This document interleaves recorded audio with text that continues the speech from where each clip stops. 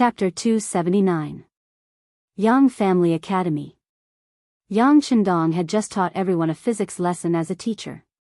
In this lesson, Yang Chendong vividly illustrated the importance of physics and explained some things that no one could understand before. He focused on the topic of gravity. This lesson could be said to have opened everyone's eyes. From Yang Chendong's explanation, everyone finally understood that not only did people do things according to a pattern, but everything in the world was the same. It was just that they were not good at discovering it before. Under the admiring gazes of dozens of students, Yang Chendong walked out of the classroom. Outside, Tiger's mane had been waiting anxiously for a long time. First, Yang Chendong took the handkerchief and wiped off the chalk foam one by one. Then, he asked calmly, "What's wrong? What's the conclusion of the imperial court? Or did the eunuch come to my Yang family manor?" From these words, it could be seen that Yang Chendong had predicted the development of the matter, and it was quite accurate. In response to the young master's question, the conclusion has been reached. More than 70% of the imperial censors participated in the impeachment of the young master. In the entire imperial court, except for Minister Hu, Minister Wang, and a few others, the rest of the people criticized the young master. In the end, the acting emperor ordered the young master to publicly apologize in order to obtain the forgiveness of the Japanese ambassador. Tiger's mane carefully told Yang Chendong the news he had just received. After he finished, he looked nervously at the young master and prepared for him to be angry. To Tiger's mane's disappointment, Yang Chendong did not seem to be very agitated. On the contrary, his expression was incomparably calm, as if he had already expected the result. After listening to Tiger's mane's retelling of everything, he sighed. "Sigh, is this the so-called tolerance?" The tolerance that Yang Chendong spoke of was naturally not referring to the attitude of the Daizong emperor and the courtiers towards him. Although he hadn't done many things, which one of them wasn't earth-shattering? By offering potatoes, he solved the problem of food and clothing for the common people, making it rare for people to starve to death due to lack of food. He saved Yingzong and saved the face of the great Ming dynasty. He defended the capital, defeated the Walla, and maintained the stability of the capital and even the entire great Ming dynasty, giving it time to continue developing. But when all of this was over, what did he get in return? Jealousy, dissatisfaction, and resentment all emerged from his bones. How could this be the tolerance that should be given to a meritorious minister? To his own people, he would step on them whenever he could. On the contrary, to outsiders, he would show a tolerant and magnanimous side. The Japanese envoy, Kimura Yoshida, only said that if the relationship between the two countries deteriorated, Japan would invade the border by sea. Just this simple sentence, without any actual action? Is the great Ming dynasty going to ask their great hero to admit his mistake? How chilling would this be? Don't they know that doing this will only hurt their loved ones and make their enemies happy? Don't they know that doing this will only make the common people lose confidence in the great Ming dynasty? Don't they know that the consequences of doing this will lead to a major event, and no one will dare to stand up and fight for the great Ming dynasty? Don't they know? At this moment, Yang Chendong's heart was as uncomfortable as a river and a sea. He understood the history of the later generations and knew that when the Han people were strong, they were always willing to show their magnanimous side, but often when they were weak, it was time for them to pay a heavy price. This price caused some dynasties to change, some caused the common people to be displaced, some caused the civilization to be seriously damaged, and some caused many Chinese treasures to fall into the arms of the motherland, forever unable to return to the embrace of the motherland. And all of these developments formed history, which was also a history of blood and tears. People said that if one looked at history as a mirror, one could know the rise and fall, and if one looked at people as a mirror, one could see the gains and losses. It was precisely because he understood too much about these things that Yang Chendong decided to change everything, and the idea of the great Ming dynasty occupied an extremely important position. Only after understanding history did he know what kind of people could not be forgiven and forgiven. Japan was the most typical example. This small and weak race originated from the end of the Qin dynasty, and it could even be said that they were of the same origin as the Han people. This caused many of their habits and even their language to be similar. However, perhaps because of their geographical location, they felt a sense of urgency and nervousness from the moment they were born. It was this kind of pressure that allowed them to exert strength that was several times greater than their own.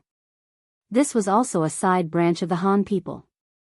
Whenever the Han people were weak, they would send troops and take advantage of them before leaving. On the other hand, when the Han people were strong, they would wag their tails and beg for mercy, showing their weak and pitiful side. This method was repeated over and over again, and it worked every time. However, it was able to make the Han people tolerate it time and time again, causing them to be in a situation where it was too late to regret it. It was precisely because he understood too much that Yang Chendong had a different feeling. Facing a side branch of the Han people that could turn hostile and bite you at any time, the best way to deal with it was not to be magnanimous and tolerate it, nor was it to be magnanimous and change it. Instead, it was to replace it, assimilate it, and devour it. Only then would it be over. In other words, the so-called tolerance would not work on the Japanese. On the contrary, they should directly devour them, and then change them from the bottom of their hearts, until they faced their own bloodline and origin, and let them know that they were also part of the Han people. Only then could it be considered a complete solution. Of course, anyone could have such thoughts, but more importantly, whether or not they could do it was the most important. However, Yang Chendong, who possessed the Okura, already had the ability to do so. With the advanced weapons in the Okura, in the world at that time, there was no country, race, or individual that could resist technology that was hundreds of years more advanced than theirs. Since the conditions in terms of hardware had been met, the next step was to create an opportunity and decisively make a move. Inform Commander Gao Xiong with the fastest speed possible, and quickly get into position and carry out the original plan. Yang Chendong, who had made a decision in his heart, decisively made a decision. Then, he looked in the direction of the capital and said, blindly tolerating is not the best way to deal with some people, there should be no kindness in the first place. It's a pity that ignorant people like you can't understand this. Since that's the case, then let me teach you a lesson. An expert in civil war, an amateur in foreign war. This was a bad habit in many dynasties. Just like Dong Chunhua and the others. When the Walla army approached the capital, they were helpless. Not only that, they were thinking about how to escape and how to leave safely. However, when facing the great hero who defeated the Walla, they were very smart and used many methods to frame him. It was as if they had suddenly become a different person, very smart, and used many methods. Under the planning of Dong Chunhua, Yi Ming, and the other ministers of the 4 departments, the Japanese envoy Kimura Yoshida first appeared on the busiest street in the capital. He told everyone about the friendship between Japan and the Great Ming, and said that this friendship could have lasted for tens of thousands of years. However, it was precisely because of the rashness of the Duke of Loyalty and Courage that this friendship had been destroyed. And the consequence was very likely to cause a war between the two countries, which would affect the lives of the people. Not only would the quality of life decline, but many people would also die. This was an important matter that concerned the ordinary people.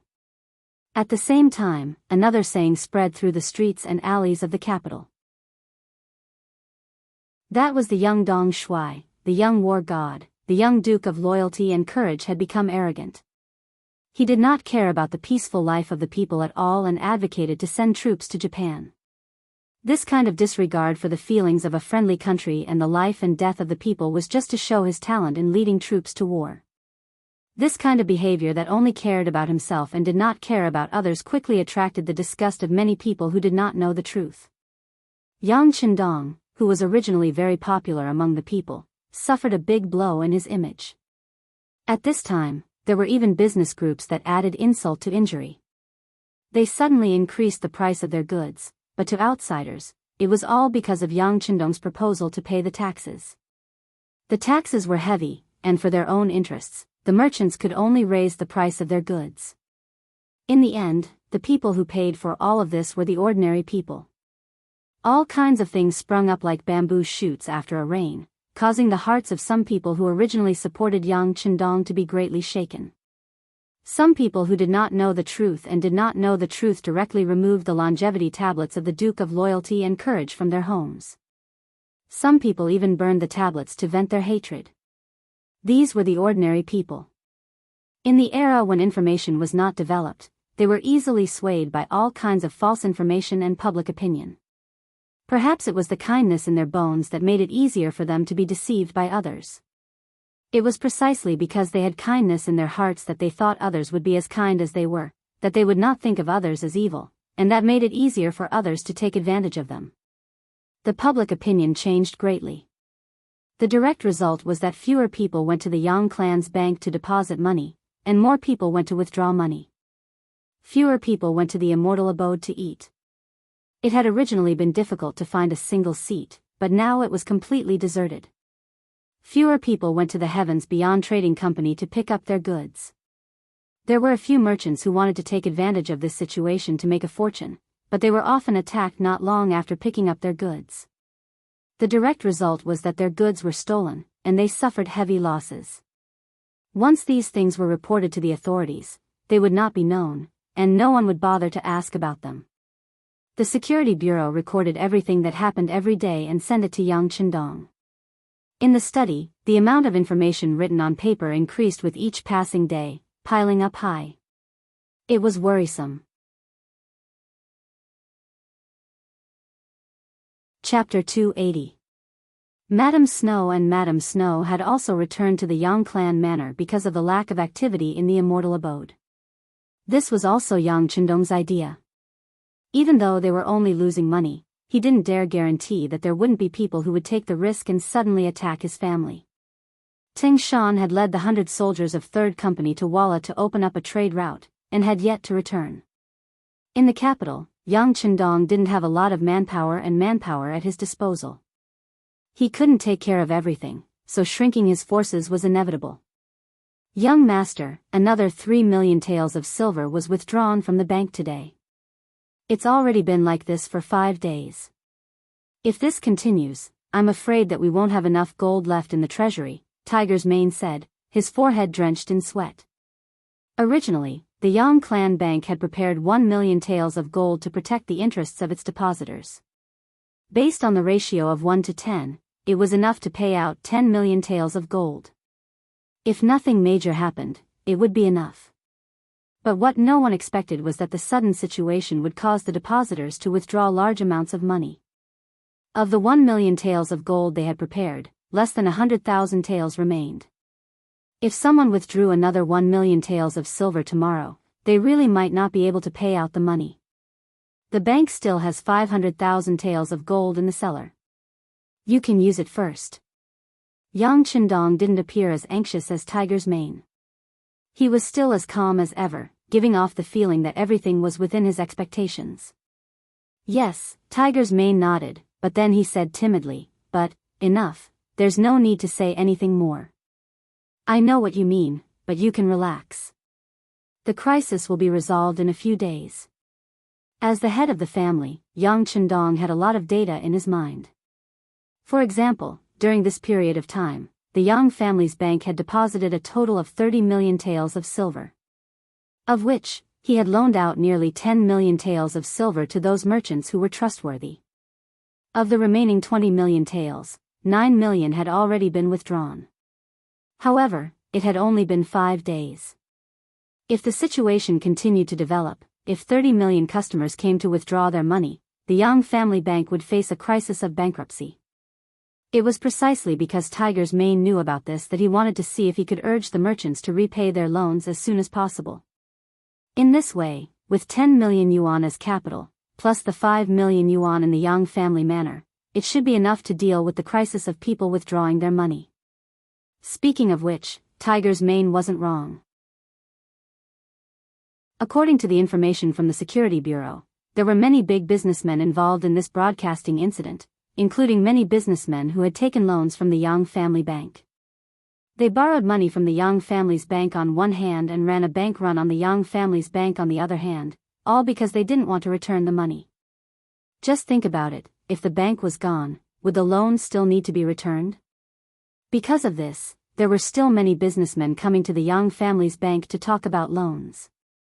However, in the current situation, as the manager, Yang Fu didn't dare to agree. Of course, he rejected them one by one. Because of this incident, many businessmen talked about the Yang family bank in public and said that it wasn't good. It gave people the feeling that the bank was already unable to make ends meet. After the actions of the businessmen were investigated by the Security Bureau, they reported it to the sixth young master. As the leader of the action team, Tiger's Mane, who was also the leader of the Langia Special Forces, even made a detailed battle plan.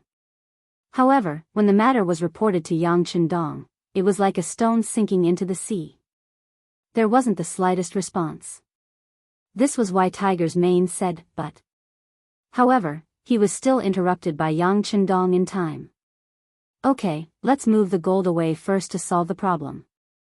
Tiger's Mane had followed Yang Chendong for many years and knew the temper of the young master. Once a decision was made, there was no room for discussion. He cupped his fist and left the study room. After Tiger's Mane left, Yang Chendong's gaze fell on a map hanging on the wall. It was the map of the Ming Dynasty's maritime border, and the Tianjin Guard was highlighted with a red pen. It seemed to indicate that something was going to happen there. Dong Mansion.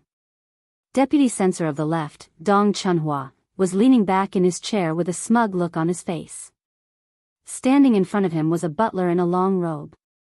At this moment, he was talking non-stop about what he had seen and heard.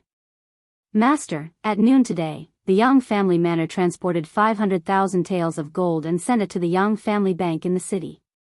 After the housekeeper finished explaining the last matter, he stood respectfully, looking as if he wanted to listen to his teachings.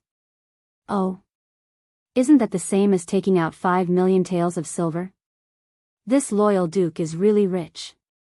Dong Chunhua's eyes narrowed slightly. There was a trace of a proud smile in his eyes as he continued, very good.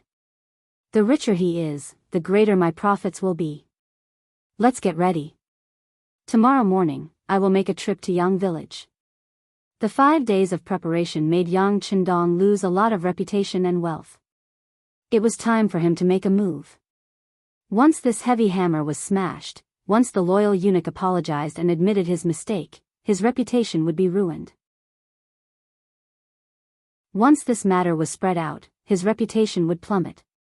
At that time, there would definitely be many people who would kick him while he was down. At that time, the loyal eunuch would inevitably lose both his life and wealth. In order to reward himself, it would be natural for him to go one step further in his official career.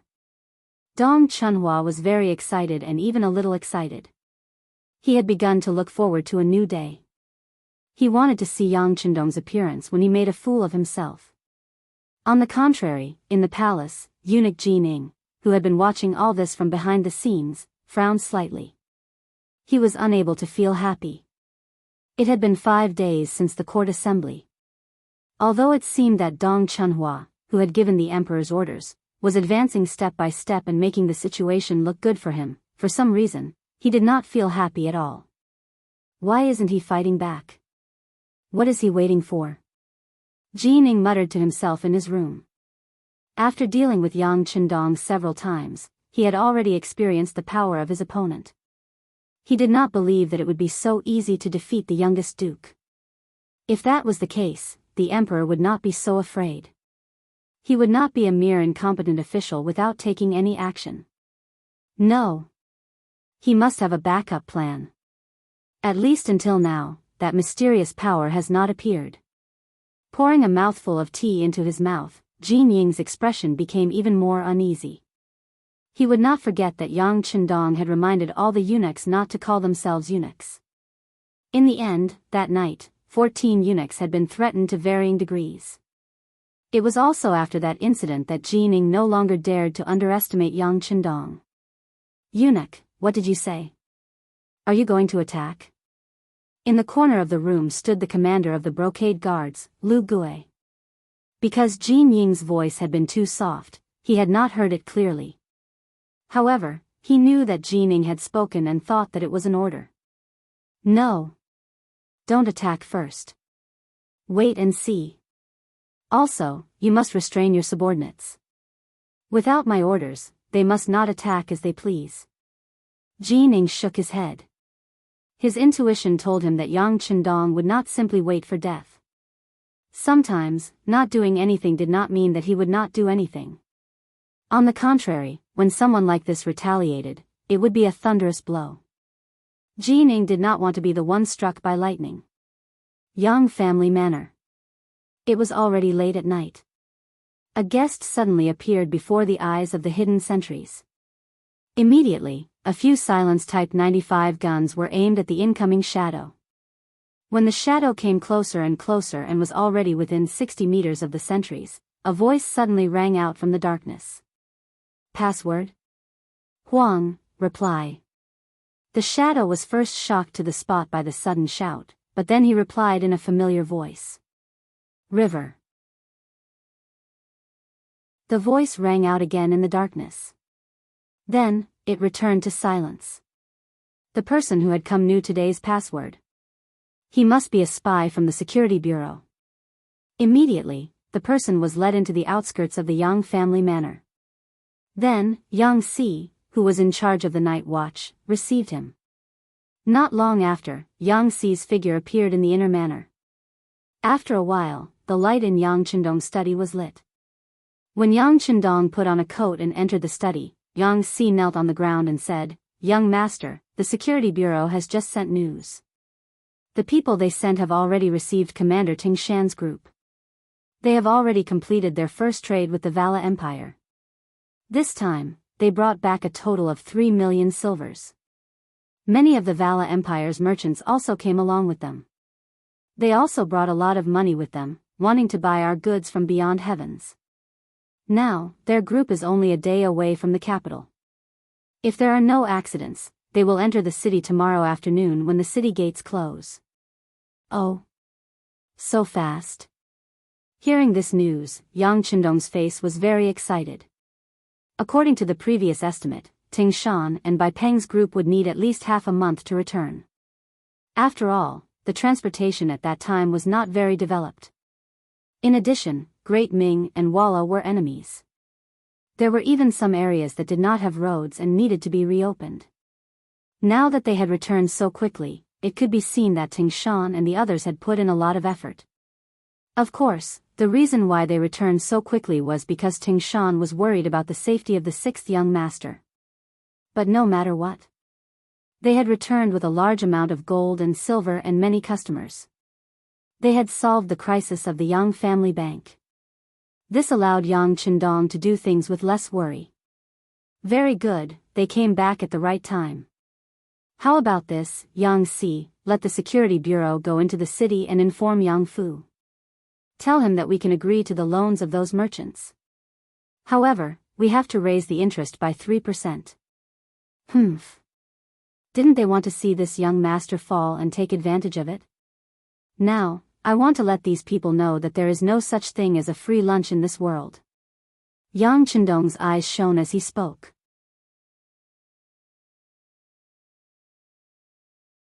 Chapter 281. Previously, those merchants had sought out cousin Yang Fu in the name of a reasonable loan, saying that they were in urgent need of silver. As long as they could meet their demands, they could accept an appropriate increase in interest. They were clearly trying to take advantage of the situation. The Yang clan bank was in a crisis, so Yang Fu had naturally rejected these requests. This action had caused them to speak carelessly, greatly affecting the reputation of the Yang clan bank. Now that the new silver had come in, and a large number of Walla merchants had followed them, it could be seen that this was a large sum of money coming into the account. Thus, it would not be Yang Chendong's personality if he did not use this opportunity to strike back. These thoughts instantly formed in Yang Chendong's mind. Yang Si naturally did not react so quickly, but since the order was given by the sixth young master, he would naturally obey unconditionally. After agreeing, he quickly left the study to deliver the news. When he was the only one left in the study, Yang Chendong used the candlelight to look at the map hanging on the wall and stood there for a long time. Very few people in the capital knew that Teng Mountain and the Bai clan caravan had returned. Early in the morning, after Dong Chunhua had her breakfast, she sat in the carriage that had been prepared beforehand. Accompanied by a few of her attendants, she headed straight for the Yang village. Along the way, Dong Chunhua was naturally excited. This time, he was representing the emperor and reprimanding the Duke of Loyalty and then ordering him to admit his wrongs. This was an awe-inspiring matter. Moreover, after this matter was completed, he might even be promoted. No matter how he thought about it, he was extremely happy. This was the Duke of Loyalty. He had once saved Ingzong's life and helped Emperor Zong stabilize the country. He was not even 20 years old, but he had relied on his own efforts to obtain the title of Duke of Loyalty. He was also known as the God of War and the Commander of the East. How glorious was that? And now, he had to take the initiative to admit his mistake under his own reprimand. How satisfying was that? Presumably, after this matter would become a stepping stone for him to climb up the ranks. It would also become the most glorious thing in his life. Filled with excitement, the carriage left the capital and arrived at the Yang family manor. As soon as the carriage arrived, the attendant immediately shouted at Ling Feng, who was a few dozen meters away, quickly informed the Duke of Loyal Courage to come here. My lord has a verbal order from the emperor. Wait. Since the other party claimed to have the emperor's orders, Ling Feng didn't dare to be negligent. Although the others were still keeping a close eye on the newcomer, they still sent a soldier to the inner courtyard of the Yang clan manor. Yang Qindong didn't have any classes to teach this morning. At this time, he was watching the four ladies play mahjong. This was also something that he had invented. Once it appeared, many people accepted it. Over the past few days, the Immortal Abode's business had taken a hit. Madame Xue and Madame Xiang stayed in the manor and learned mahjong from Madame Huyen. The four of them were perfect for a game. Yang Qindong, on the other hand, had become a spectator. All he could do was occasionally stand in front of Madame Xue and Madame Xiang, who weren't playing too well, and point at them. Yang Qindong, who had just ordered Madame Xue to play a bad tile and fired a cannon at Hu Yan, received a beautiful eye roll from her. When he saw Tiger's mane appear outside the door, he immediately walked over. As soon as he saw the young master, Tiger's mane said, Dong Chunhua is here. Yang Qindong wasn't surprised in the slightest. On the contrary, he seemed to be looking forward to it. He's finally willing to show himself? No one knew that early in the morning, the Bureau of Security had sent word that Gao Xiong had led 200 Ling Feng and 2,000 naval reinforcements to attack the Tianjin garrison last night. They had entered through the port that had stopped construction. They had suddenly appeared and caught the Ming army guard post off guard. They captured more than 3,000 people and seized countless military resources. The Bureau of Security had contacted them through a very important radio station, so they had received the news early in the morning. The Ming army, which could only be informed orally, would not receive the news until the next morning, even if they used an 800-mile express. This was the advantage of advanced technology. Sometimes, the earlier they got the news, the earlier they could prepare, and the higher their chances of winning would be. It was at this time that Dong Chunhua appeared. This person had grasped the timing very well. If it had been a day ago, Yang Qindong would not have been so confident. However, since the other party had only appeared after receiving the news, he had no choice but to properly entertain the other party. Very well, since the guest is here, let him in. Yang Qindong's face was full of sarcasm. By the way, the students should be doing exercises between classes now. Arrange to meet him there. Understood, young master. Tiger's mane's face was also full of excitement. This Dong Chunhua actually dared to recklessly go against the young master. Since that was the case, he would show him some power and let him meet with a nose full of dust. He would let him know who he could never afford to offend. There were less than 70 people left in the Yang Qindong Academy. Even with this number, it was still decreasing. But those who stayed were all gold. They all had something they were good at and were appreciated by Yang Qindong, which was why they had stayed until now. When Yang Qindong appeared, these people were doing exercises between classes. This was also Yang Qindong's request. They could study and train their bodies at the same time. He did not want bookworms. These students did not have to be better than those in the military, but they had to at least be healthy.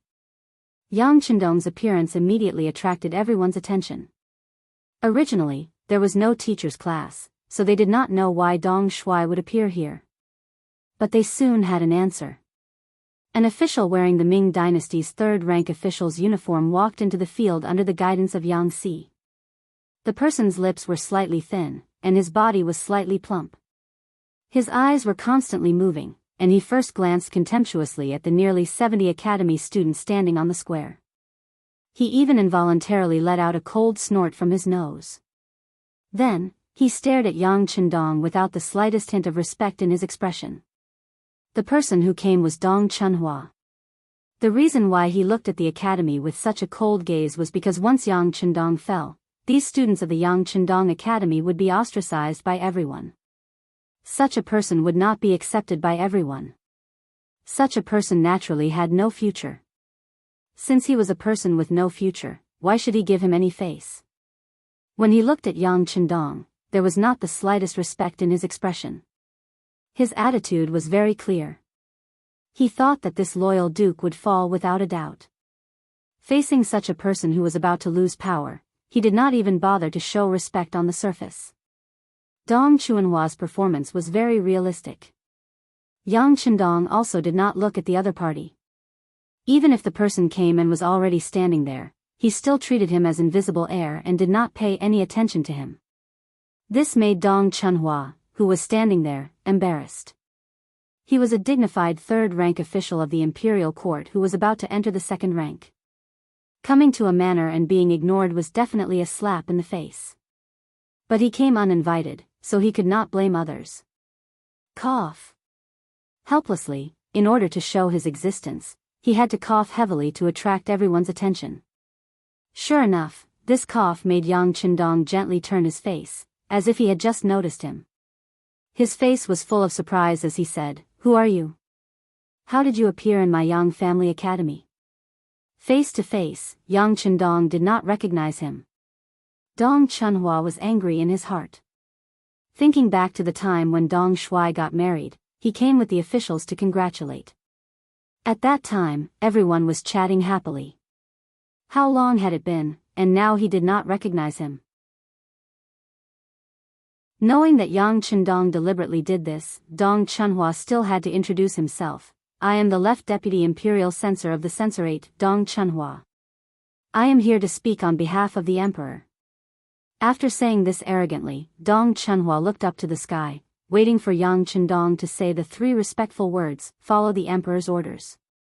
But when he looked up to the sky, he did not get any response. When he turned his head back to look, he was so angry that smoke almost came out of his 7 orifices. He saw that Yang Chendong was focused on the students of the academy doing exercises. He did not have the slightest intention of replying. It was as if he was talking to the air just now. Loyal and courageous? What are you doing? In anger, Dong Chunhua could not help but scold loudly. N? After being shouted, Yang Chendong turned his head very casually. Immediately, an unstoppable murderous aura appeared in his eyes. When this murderous gaze landed on Dong Chunhua, it actually caused his entire body to involuntarily tremble and his legs to tremble. At this moment, he seemed to see a knife shining with cold light on his neck, as if it would fall and take his life at any time. In his previous life, Yang Chendong had broken through a mountain of corpses and a sea of fire. In this life, he had become Yang Chendong, so he had a good grasp of the murderous aura. Suddenly putting this murderous aura on Dong Chunhua, who was born as a scholar, the effect could be imagined. Looking at Dong Chunhua, who was shivering all over, Yang Chendong said with displeasure in his voice, "What are you shouting here for? Don't lose the face of a scholar." He was actually reprimanded. Dong Chunhua was so angry that his teeth were chattering. He thought in his heart, "How is this possible? How is this possible?" It was said that no matter what rank an official was, when someone came to speak on behalf of the emperor, they should respectfully say the 3 words, "Obey the emperor's orders." Only in this way could they show respect for the emperor's power, which was the duty of an official. It was with this thought that Dong Chunhua came to Yang village with full confidence. But after coming here, he realized that everything was so different. This young loyal and courageous duke did not seem to take him or the emperor's admonition seriously.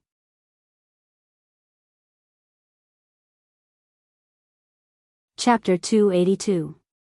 Of course, if Dong Chunhua knew that even when facing Zhu Qiyu, Yang Chendong did not have the slightest bit of respect in his heart, then he would be relieved. Dong Chunhua, who was being reprimanded, felt that his momentum was rapidly declining. He could not even guarantee that if this continued, he would not be able to complete his next sentence. In order to complete his mission, he could not turn around and leave. What he had to do was to complete his mission with anger. Dong Chunhua did not want to talk to Yang Chendong anymore. He also felt that he could not gain any advantage, so he did not even look at the Duke of Zhongdan. Instead, he said what he had prepared before: the emperor has decreed that Japan has been a friendly neighbor of the great Ming dynasty for generations. Duke of Zhongdan tore down Japan's gate for no reason, beat up the envoy, and almost caused a war between the two countries. This is a serious crime. The Duke of Zhongdan is ordered to apologize to the Japanese envoy immediately after receiving the decree to clear up the misunderstanding and reconcile the two sides. Dong Chunhua had already memorized Zhu Qiyu's reprimand. Now that he opened his mouth, it was very smooth. In his words, there was a lot of dissatisfaction. When these words were heard by the students of the Yang Academy, many of them began to breathe heavily. Obviously, they were frightened. Among the students, Junko was also among them. When she heard that the Ming Emperor actually asked Yang Chendong to apologize to Kimura Yoshida, the corners of her mouth naturally curled up slightly. As a Japanese, such an action of course made her feel proud. But then, her expression became a little nervous. Over the past few days, she had gained some understanding of this young Dong Shuai.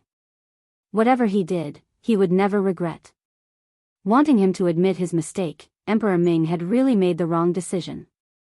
But in the face of the emperor's decree, what should he do? Dong Chunhua used nearly half a cup of tea's time to recite the reprimand from beginning to end. Then, when he stopped, he looked at Yang Chendong with a gleam of gloating in his eyes. "Aren't you, Yang Chendong, awesome? Aren't you arrogant? Aren't you able to ignore me?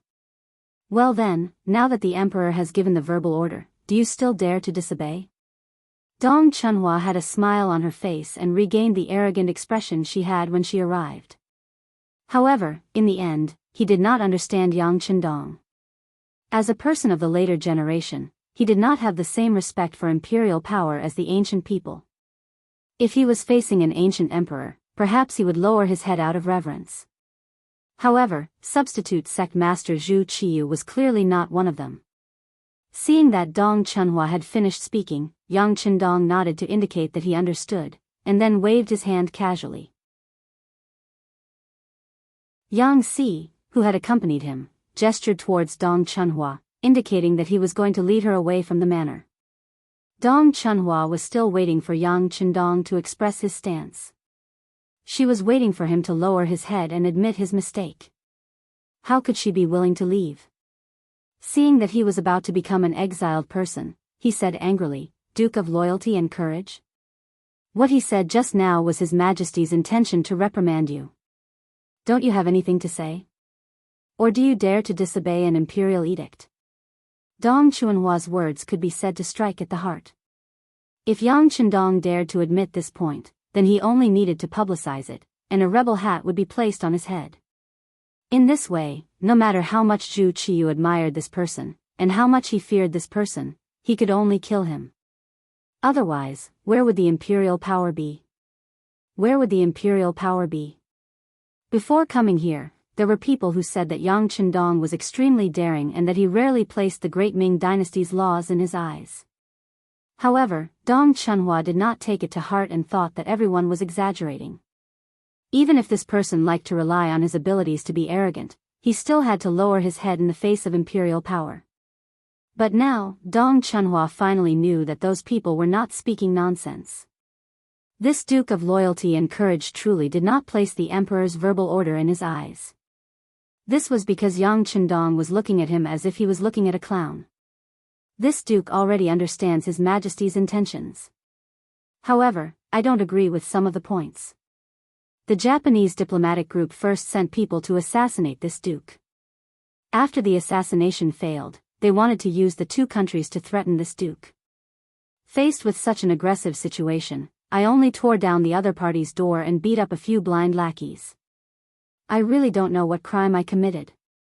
Could it be that when encountering a problem, it's not about who is right, but whose fist is harder? When Dong Chunhua heard Yang Chendong's rhetorical question, his expression changed again and again. This person actually publicly said that he did not agree with His Majesty's words and decision. What was he trying to do? Was he trying to rebel? Dong Chunhua's heart was still changing with mixed feelings. Yang Chendong continued, Lord Dong, you don't need to use imperial power to pressure me. This time, His Majesty must have been deceived by a lowly person and made such a statement. In addition, you don't need to talk about rebellion.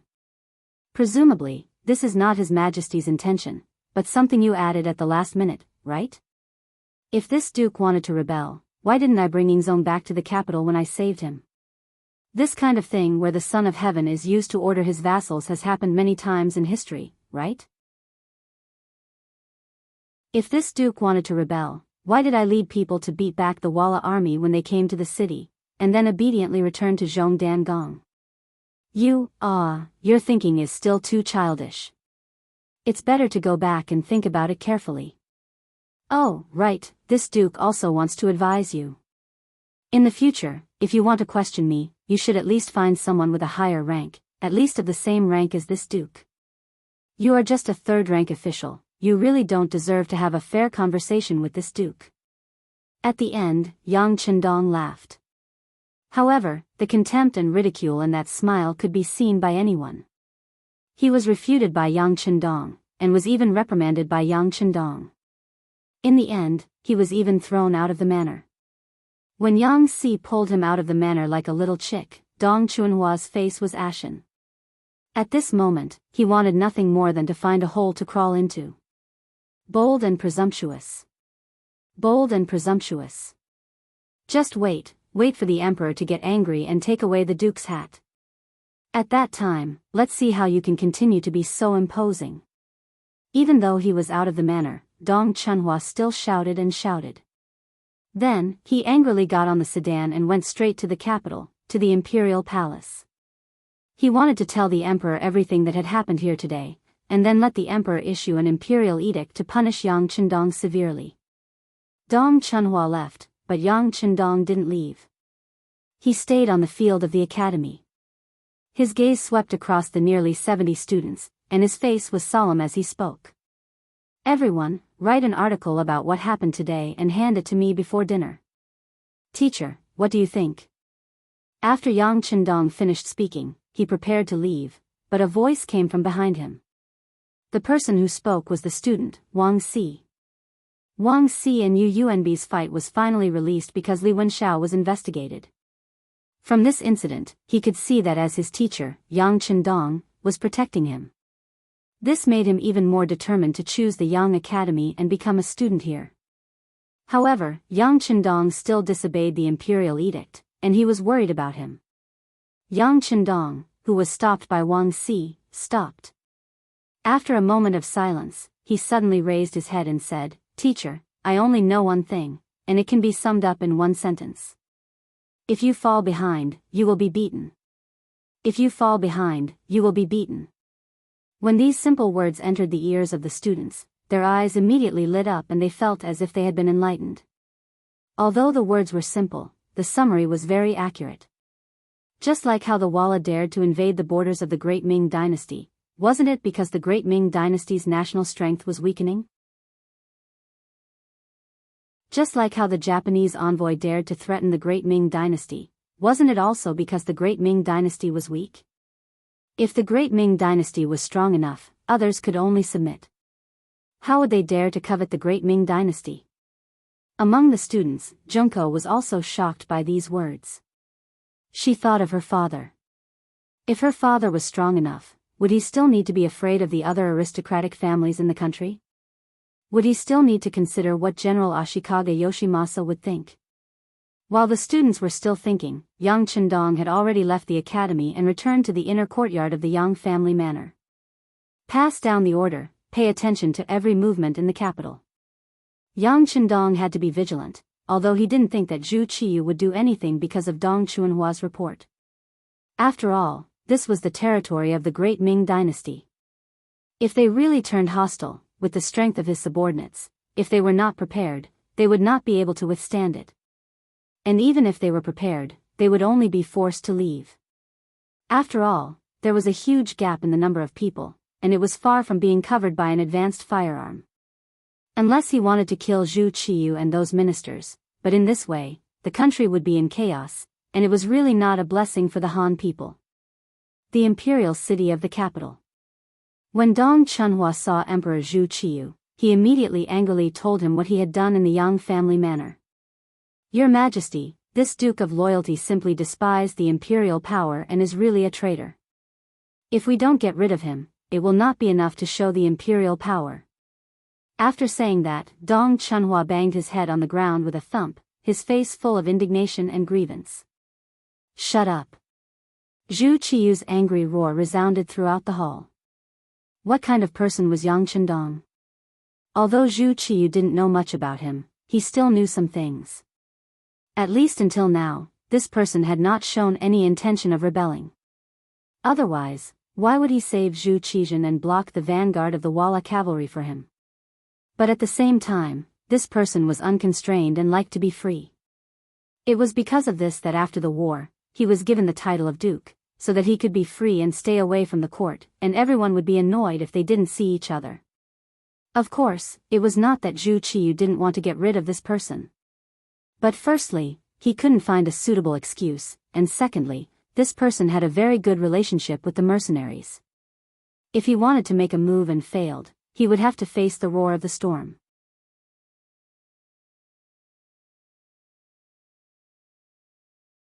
Chapter 283. Without absolute certainty, Zhu Qiyu wouldn't make a move. Of course, this was also because this person didn't threaten him. At least, he hadn't shown any intention of doing so. This was also why the two of them hadn't fallen out with each other yet. But now, Dong Chunhua actually wanted him to get rid of Yang Chendong.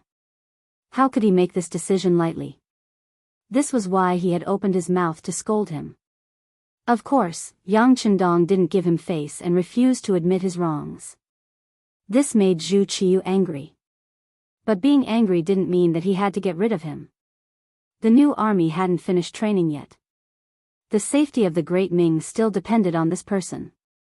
Fortunately, Yang Chendong still gave him face from Dong Chuanhua's words. He explained that he hadn't received the imperial edict and said that he had been deceived by a vile person. This gave him a way out. Suddenly stopped by Zhu Qiyu's shout, Dong Chuanhua's expression changed greatly. He didn't know what he had said wrong. He hurriedly bowed his head to the ground again. Your Majesty, please calm your anger. It's not worth it to harm your health. Official Dong was angry in a moment of anger, but it is understandable. This time, the Duke of Loyalty and Courage has indeed gone too far. Ji Ning, who had been standing to the side, saw that the emperor was angry and Dong Chunhua was frightened. She immediately stepped forward to speak as a partner. Ji Ning's words finally reached Zhu Qiyu's heart. Although he didn't want to fall out with Yang Chendong right now, this person had already done something that went against imperial authority. If he didn't do anything and word got out, it would have a big impact on his throne.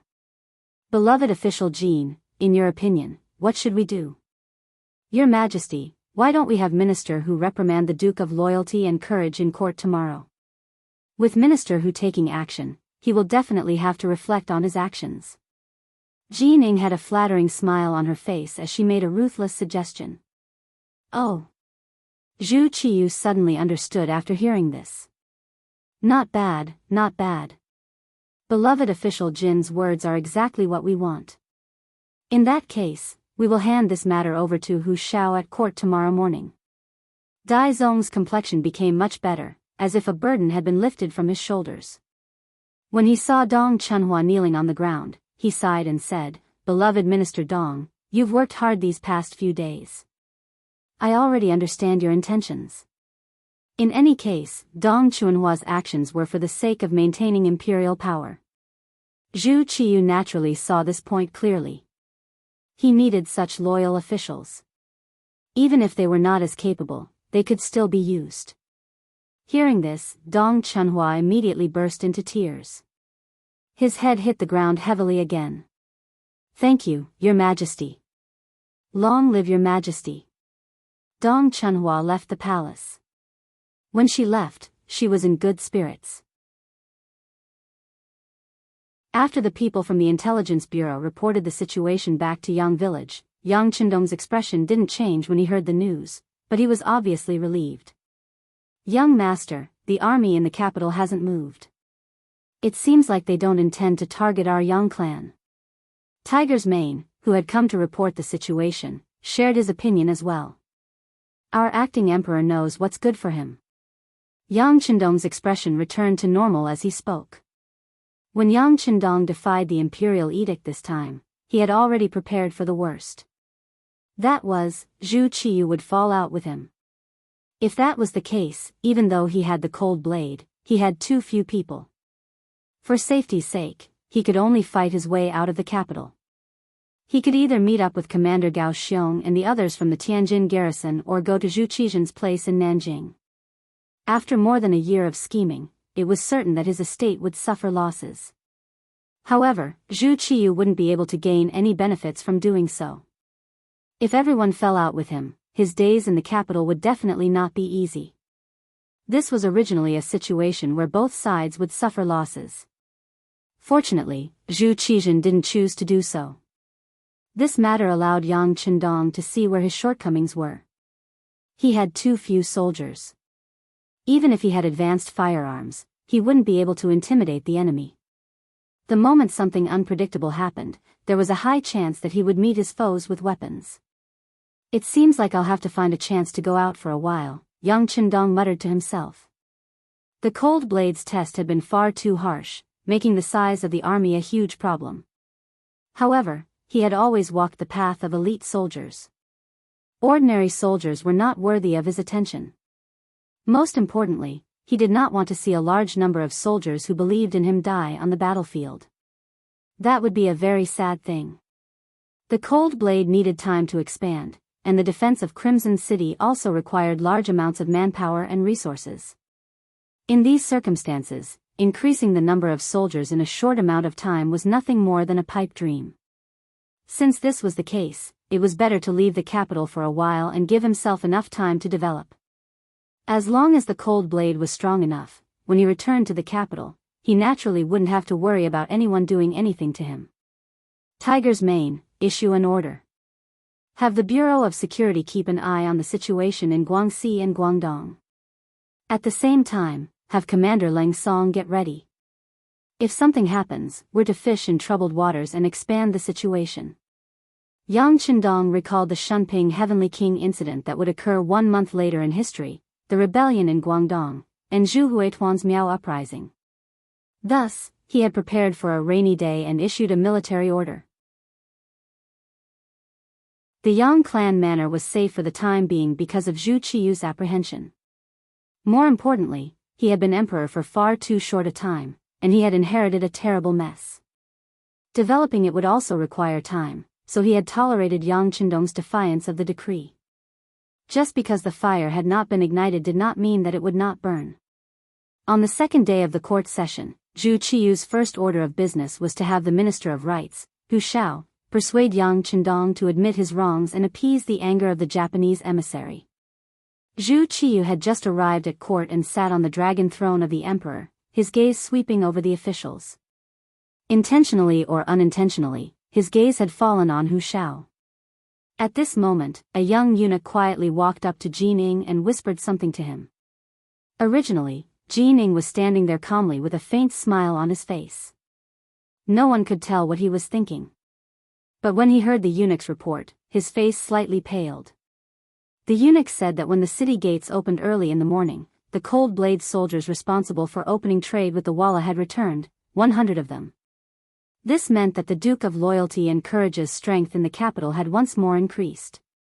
These 100 people were not ordinary soldiers, but an army with elite and advanced firearms. He later learned that a single company of cold-blade soldiers could withstand the charge of thousands or even tens of thousands of Walla's elite cavalry. Just how powerful were they? With the sudden return of an entire company of cold-blade soldiers, Yang Chendong's strength had increased. If he wanted to force the Duke of Loyalty and Courage to admit his wrongs, the obstacles would be much greater. In this short period of time, Jin Ying's mind was filled with many thoughts. He suddenly felt that arranging for Hu Shao to force Yang Chendong to admit his wrongs to the Japanese emissary was an unwise move. What he needed to do now was to stop the emperor's actions. But just as he was thinking this, Zhu Qiyu called out Hu Zhao's name. Beloved official Hu, receiving the emissaries of other countries is the responsibility of your Ministry of Rights. As for the unpleasantness between the Duke of Loyalty and the Japanese emissary, we think that you should be responsible for it. In short, we need to resolve this problem in the shortest time possible. Right now, the Great Ming does not need war. Do you understand? He suddenly called out Hu Zhao's name and handed over the task that was previously agreed to be handed over to censorate official Dong Chunhua. The expressions of all the officials changed slightly at this moment. In the imperial court, where intelligent people gathered, each of them had their own thoughts. Hu Shao had been an old official for many dynasties and had seen many storms and waves. As soon as Zhu Qiyu spoke, he guessed what had happened. He thought of the news that he had received yesterday, saying that Deputy Censorate of the Left, Dong Chunhua, had returned to the palace with a furious expression not long after entering Yang village. He could already imagine what had happened. Could it be that the Duke of Loyalty and Courage had defied the imperial edict? But did he really have the guts to do so? Also, could the Emperor of Loyalty and Courage really endure it? This was a great crime of defying an imperial edict. That would result in the confiscation of his property and the execution of 3 generations of his family. Depending on the severity of the situation, the execution of 9 generations of his family was not impossible. Hu Shao and the other officials all had their heads lowered as they thought about something. The atmosphere in the imperial court became incomparably stifling. As the emperor, Zhu Qiyu naturally didn't want the officials' hearts to be in chaos. If their hearts were in chaos, they wouldn't be able to do anything. He immediately explained with a smile on his face, "Beloved officials, there is no need to think too much. Our Duke of Loyalty and Courage is too rule-abiding." He said that he needed an official of the same rank to talk to him. Beloved official Dong's status is a bit too low. This is also because we didn't think about it clearly before. Therefore, this time, we sent beloved official who is of the same rank, to give Duke of Loyalty and Courage enough face, ha ha ha. After the explanation was given, many of the officials immediately came to a realization. But as for what everyone was thinking, perhaps only they knew in their hearts. When did an imperial edict need an official of the same rank? This was clearly the emperor borrowing Hu Zhao's hand to suppress Yang Chendong. As a result, if Yang Chendong didn't lower his head, Hu Shao wouldn't be able to explain himself. At that time, he would be accused of being unfilial. It was truly a good method. Among them, the one with an ugly expression was Dong Chunhua, who was standing in the group of officials. Seeing that the emperor's imperial favor was in his hands and that he had successfully ascended to the position, but his task had been messed up and he had been notified to all of his colleagues. It was easy to imagine how bad his mood was. But the only thing that was worth consoling was that this time, Yang Chendong didn't just slap his face, but also the emperor's face. Presumably, in order to return this slap, it wouldn't be long before the imperial edict promoting him to a second-rank official was issued.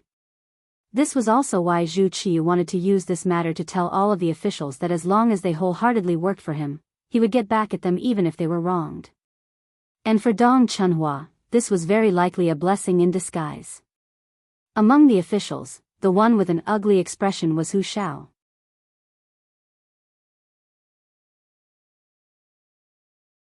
Chapter 284.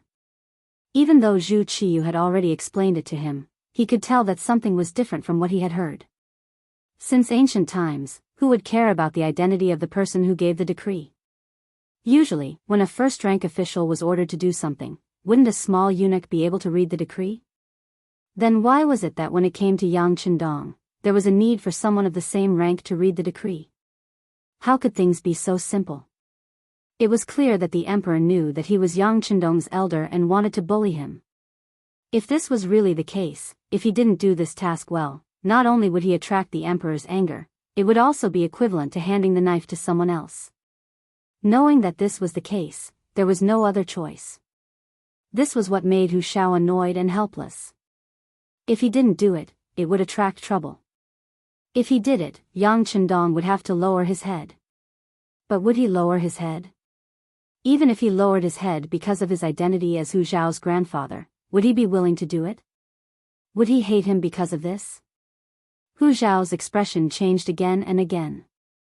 It could be said that his heart was full of worry. Zhu Qiyu naturally noticed it from the corner of his eyes, but he didn't pay attention to it. Who told you to be the elder of the loyal and bold duke? Who told the loyal and bold duke to have the courage to resist the imperial decree? If I didn't make things difficult for you, you really wouldn't know that imperial power was inviolable. Seeing Hu Xiao's calm expression and slightly squinting eyes, as if he was shocked, Zhu Qiyu's mood became very good. Yesterday, he had the same expression. Now that he had transferred it to someone else, how could he not be happy? Unfortunately, this happiness only lasted for less than half a cup of tea's time. An urgent report suddenly sounded outside the main hall, causing his attention to be completely diverted. Reporting, it's urgent. A soldier of the Great Ming Dynasty with a messenger flag behind him rushed into the main hall of the imperial palace. According to the law of the Great Ming Dynasty, a messenger could enter the palace hall to report without an imperial edict. Therefore, when this Great Ming soldier bravely rushed in, he was not stopped by anyone. There were only a few people who looked at him with surprise. Since the messenger had appeared here and said that it was an emergency, something urgent must have happened. However, there didn't seem to be any information that indicated that something big was going to happen. In front of the confused eyes of all the officials and even Zhu Qiyu, the messenger knelt down in the main hall and reported without raising his head, "Reporting to your majesty, a large number of Japanese samurai suddenly appeared at the port of Tianjin. They suddenly appeared and caught the garrison unprepared."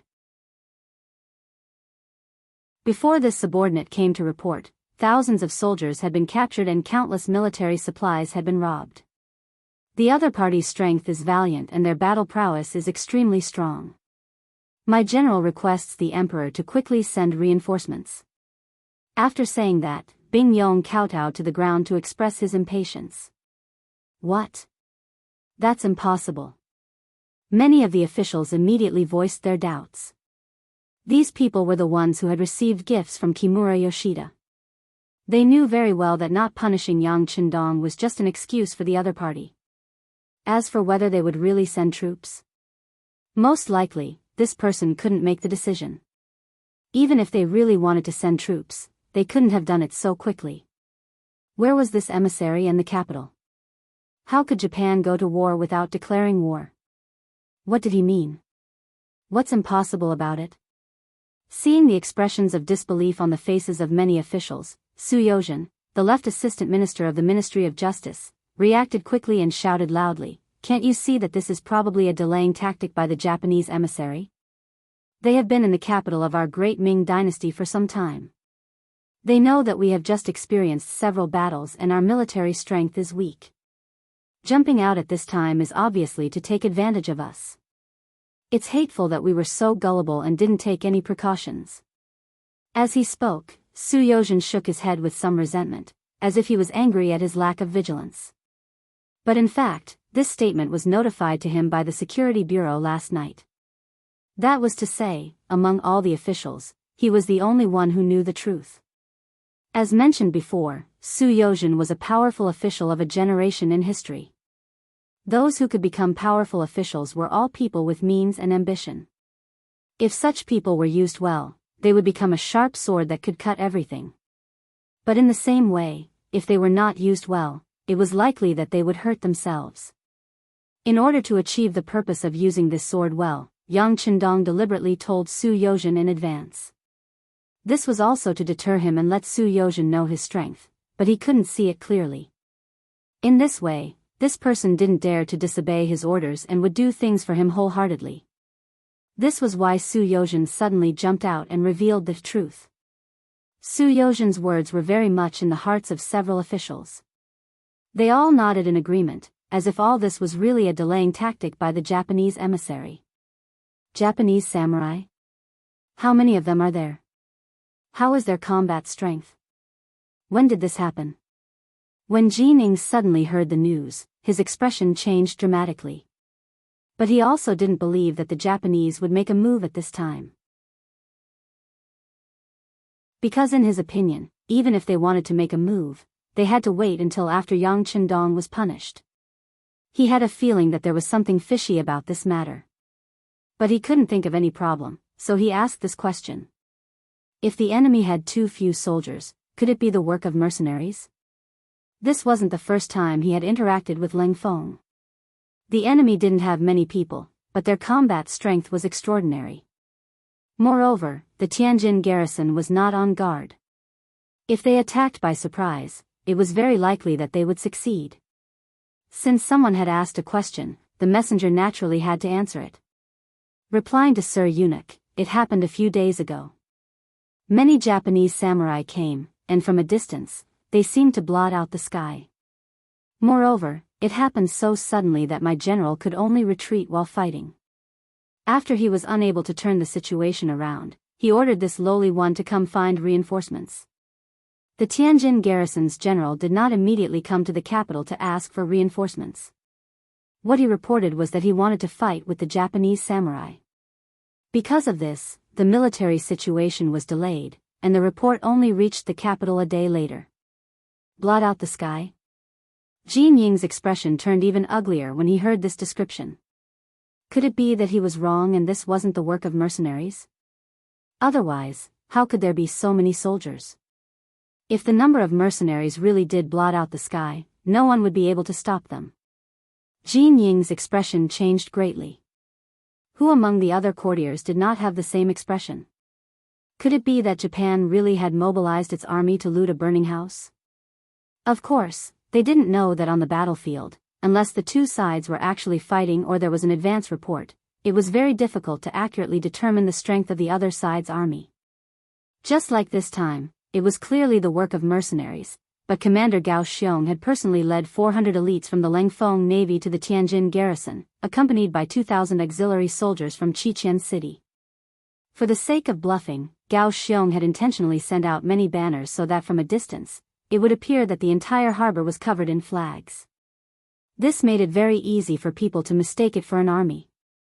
No one had imagined that this was a smokescreen set up by Yang Chendong.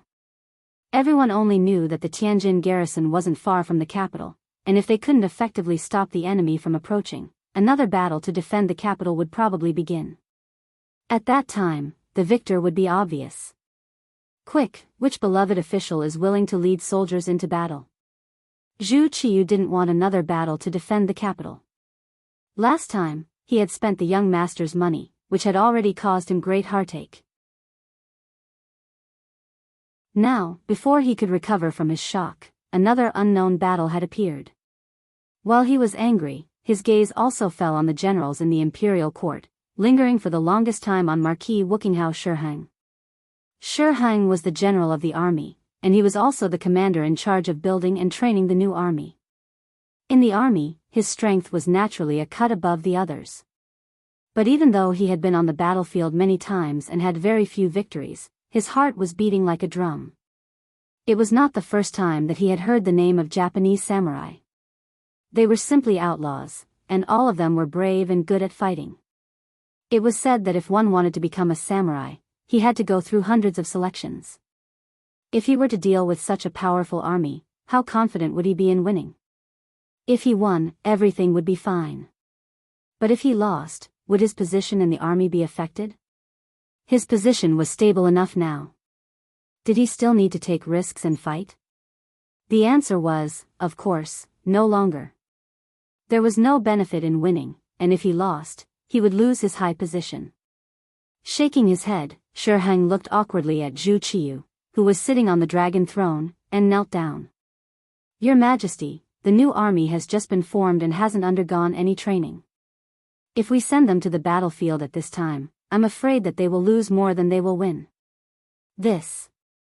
Zhu Qiyu really wanted to reprimand Shi Heng, but when he thought about what Shi Heng said, he realized that Shi Heng was right. If he really sent the untrained new army to the battlefield and suffered a great defeat, it would directly threaten his throne. What should we do? Dear ministers, do you have any other candidates to recommend? Zhu Qiyu's tone changed. He no longer stared at Shi Heng, but looked at the ministers, hoping that they could come up with another result. Even Shi Heng had refused, which was enough to prove that the situation was tricky. Although some of the generals were a little restless after hearing this, they considered that if they lost, not only would they be implicated, but their families would also be implicated. For a moment, they could not help but shut their mouths, lower their heads, and act like ostriches. The originally noisy hall suddenly became quiet. The ministers looked at each other, speechless.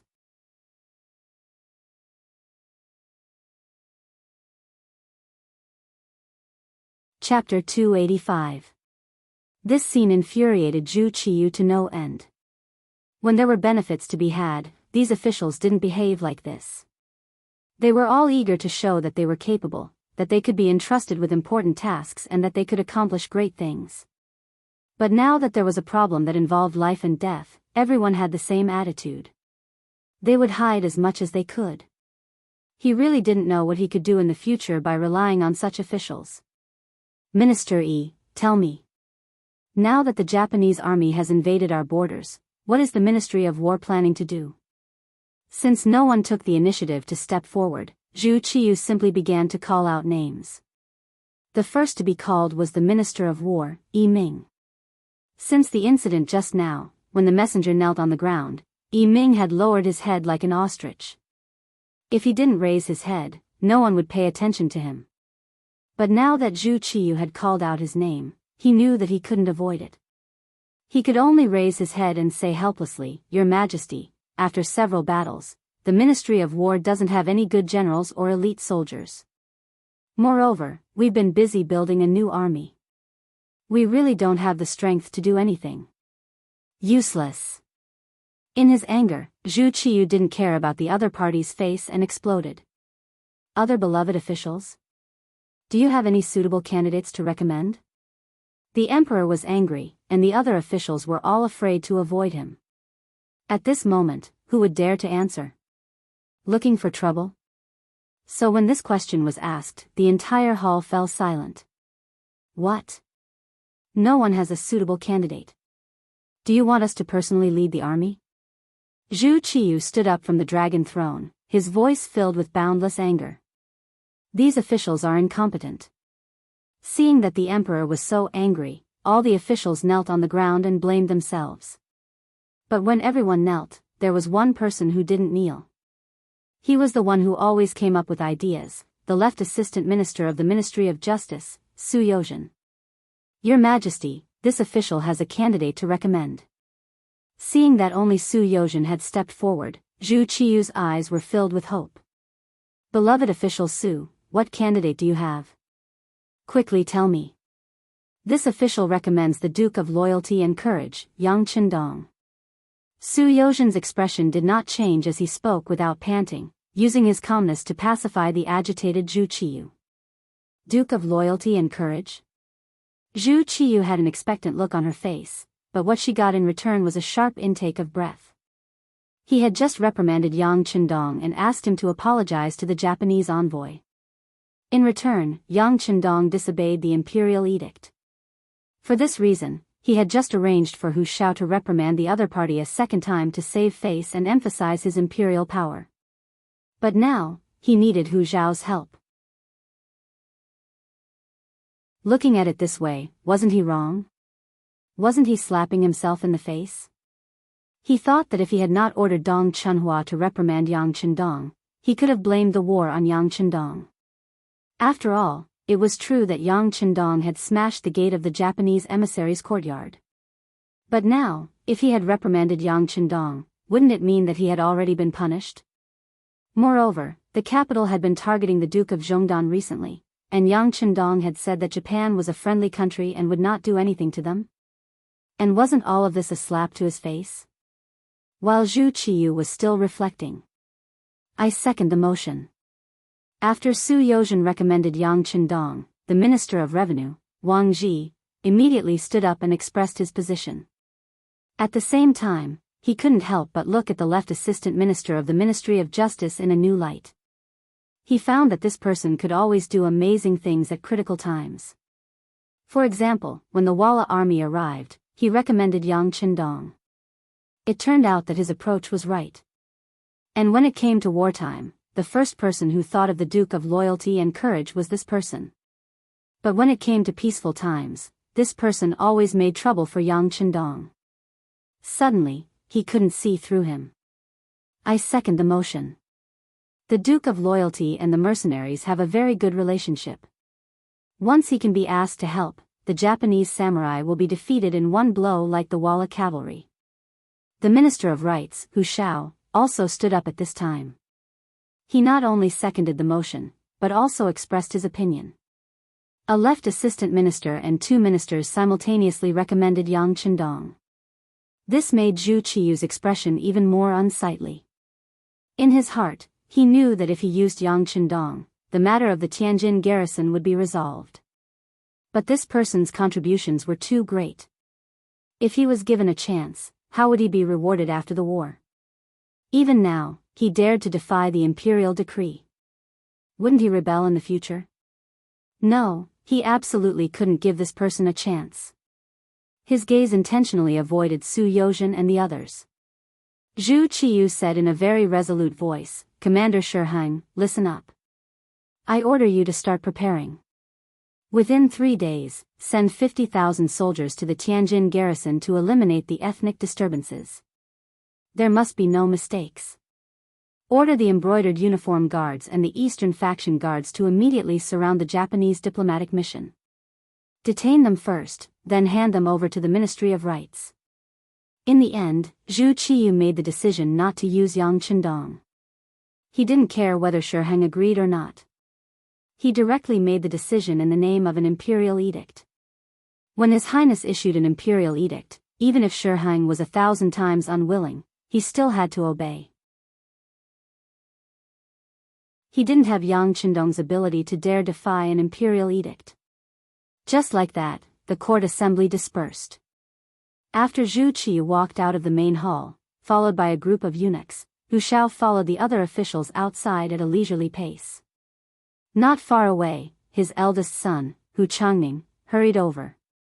"Father, are you preparing to go to the Yang clan manor?" "What for?" Hu Shao asked with a suspicious expression. Did His Majesty arrange for father to reprimand the Duke of Loyalty and Courage, and have him do what? Japan went to war without declaring war. At this moment, there's no reason for us to apologize to them. Thus, the Duke of Loyalty and Courage is already innocent. Didn't you hear His Majesty say that the Japanese diplomatic mission needs to be handed over to the Ministry of Rights to be judged? This is His Majesty's attitude. Wang Ji, the minister of the Ministry of Personnel, was walking beside Hu Shao. He immediately explained with a smile. After hearing this argument, Hu Changning realized that he had thought too much.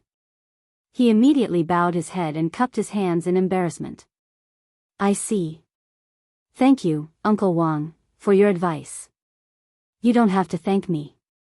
Even if this old official didn't say this, you can think clearly about this small matter. Alas, it's just that sending Shiheng to lead the new army that hasn't been trained to deal with the Japanese samurai is really a somewhat righteous act." Wang Ji shook his head lightly. He was not worried about whether Hu Zhangning could figure out the crux of the matter in a short period of time. This person had a good father and a good son-in-law. He did not have the guts to suffer losses. However, Zhu Qiyu's decision to not let Yang Qindong take command, but to let Shiheng go, was really worrying. "Minister Wang, you don't have to worry about this. Japan is just a small country. It can't make any waves. Even if Shiheng is temporarily trapped, with strong manpower and material support, it's not impossible to win this battle. Besides, isn't there still the Duke of Loyalty and Courage? At worst, we'll just suffer losses first. By the way, hasn't the imperial court suffered a lot in the past 2 years? Hu Xiao stroked his beard and shook his head. Obviously, he was also somewhat dissatisfied with Zhu Qiyu's decision. But he wasn't too worried. After all, it was a small country that was really difficult to put in his eyes. Perhaps. But it's unwise to send so many soldiers to the battlefield for the sake of face. How could Wang Ji not understand this truth? But when he thought about the consequences of the new soldiers going to the battlefield, what kind of losses it would cause, and how many families would be destroyed, he still felt distressed. Zhu Qiyu did not hesitate to lose the new army for the sake of face. In his eyes, Yang Chendong's contribution was too great.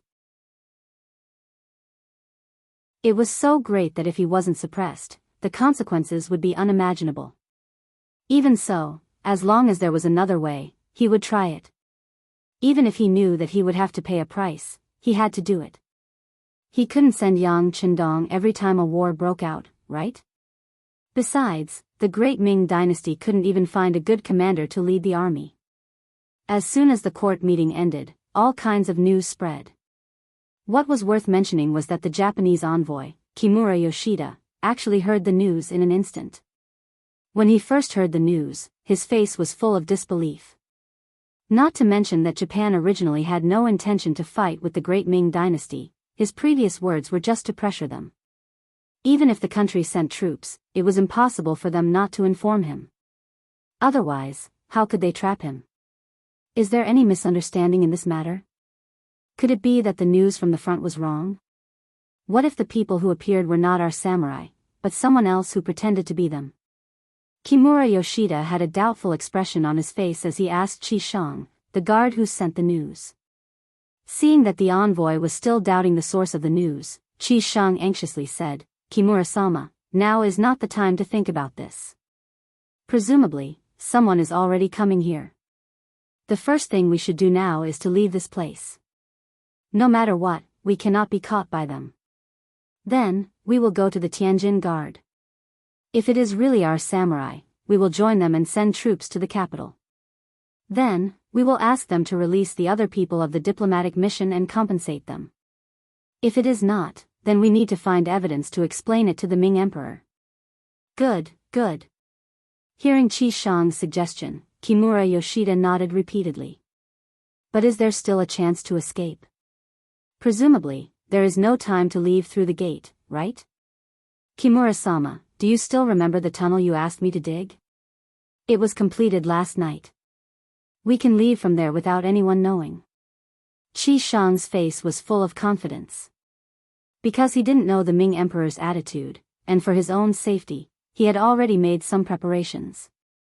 Now was the time to put them to good use. Good, good, Ichi-kun, you have done well. Let's leave. As soon as he heard that the tunnel was finished, Kimura Yoshida's face showed a satisfied expression.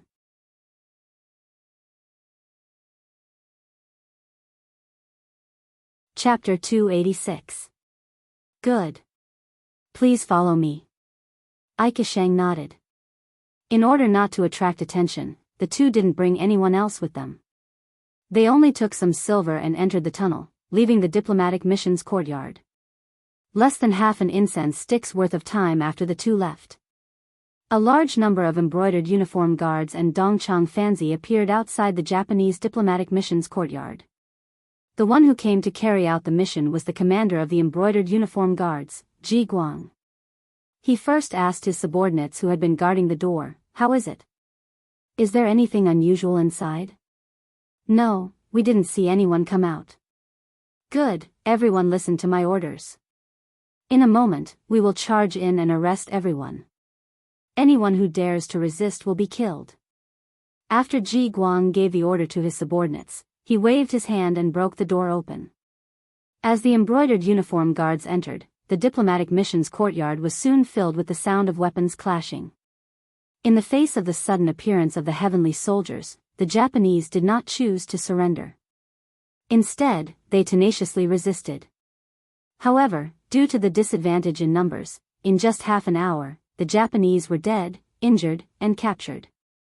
After the battle, the courtyard was filled with the smell of blood. However, the embroidered uniform guards seemed to be used to such scenes. They lightly counted the number of captives while looking for the enemy's leader. After a while, the former envoy, Aoki Yuki, was found. However, Kimura Yoshida and his guard, Aikisheng, were missing. Master Ji Guang, we found a tunnel that leads to the neighboring street outside. There are traces of people walking on it. It should be the missing Kimura Yoshida and Aikisheng. An embroidered uniform guard stepped forward and respectfully reported to Ji Guang. Want to run? Pass down the order to strictly check the city gates. They must not be allowed to escape. Ji Guang said with a gloomy face. An important person had actually escaped. This was a dereliction of duty. Of course, if the two of them escaped, wouldn't it mean that they had a guilty conscience? Kimura Yoshida and Aikisheng used the tunnel to walk out of the neighboring street. When they finally walked out of the dark and damp tunnel, they could breathe a breath of fresh air. A thunderous voice fell in their ears. How is it? The tunnel doesn't feel good, right? Hee, tie them up. The one who spoke was Yang Wu. He had been waiting here on Yang Chendong's orders since last night. Although De Ming did not notice the digging of the tunnel, the security bureau, who had already bribed the cook of the diplomatic mission, discovered the problem. How did the diplomatic corps, which did not do any work or training, suddenly increase their appetite and purchase many iron tools and bamboo baskets for digging tunnels? Yang Chendong had once taught him that any small matter could become a big matter. It all depended on whether or not it could attract your attention. After Yang San received the news, he increased the intensity of his investigation. Naturally, the matter of the underground tunnel did not escape his eyes. Thus, Yang Wu's actions came about. When the steel knife was on his neck, Kimura Yoshida still said arrogantly, "What are you doing? Am I a Japanese emissary? If you kill me, wouldn't that incite a war between the two countries? Can you bear such a sin? Sai, you talk a lot of nonsense." Yang Wu shook his head. This kind of threat was nothing to him. If not for the sixth young master's order to keep him alive, he would have killed him long ago. However, just because he could not kill him did not mean he could not vent his anger. He raised his hand and struck Kimura Yoshida's neck. The powerful force immediately knocked him out. Qi Shang, who was beside him, shrunk back in fear. Qi Shang's reaction fell into Yang Wu's eyes. Seeing how cowardly Qi Shang was, he could not help but glare. This glare scared Qi Shang out of his 7 souls. "Don't do it, I'll knock myself out." As he spoke, Qi Shang slammed his head against the wall in front of him. His entire body was bleeding from his head and he fainted. At least he knows what's good for him. I originally wanted to teach him a lesson, but unfortunately, I can't. Seeing that Qi Shang had knocked himself out, Yang Wu sighed and said with dissatisfaction. "Brother Wu, why don't you just kill him?"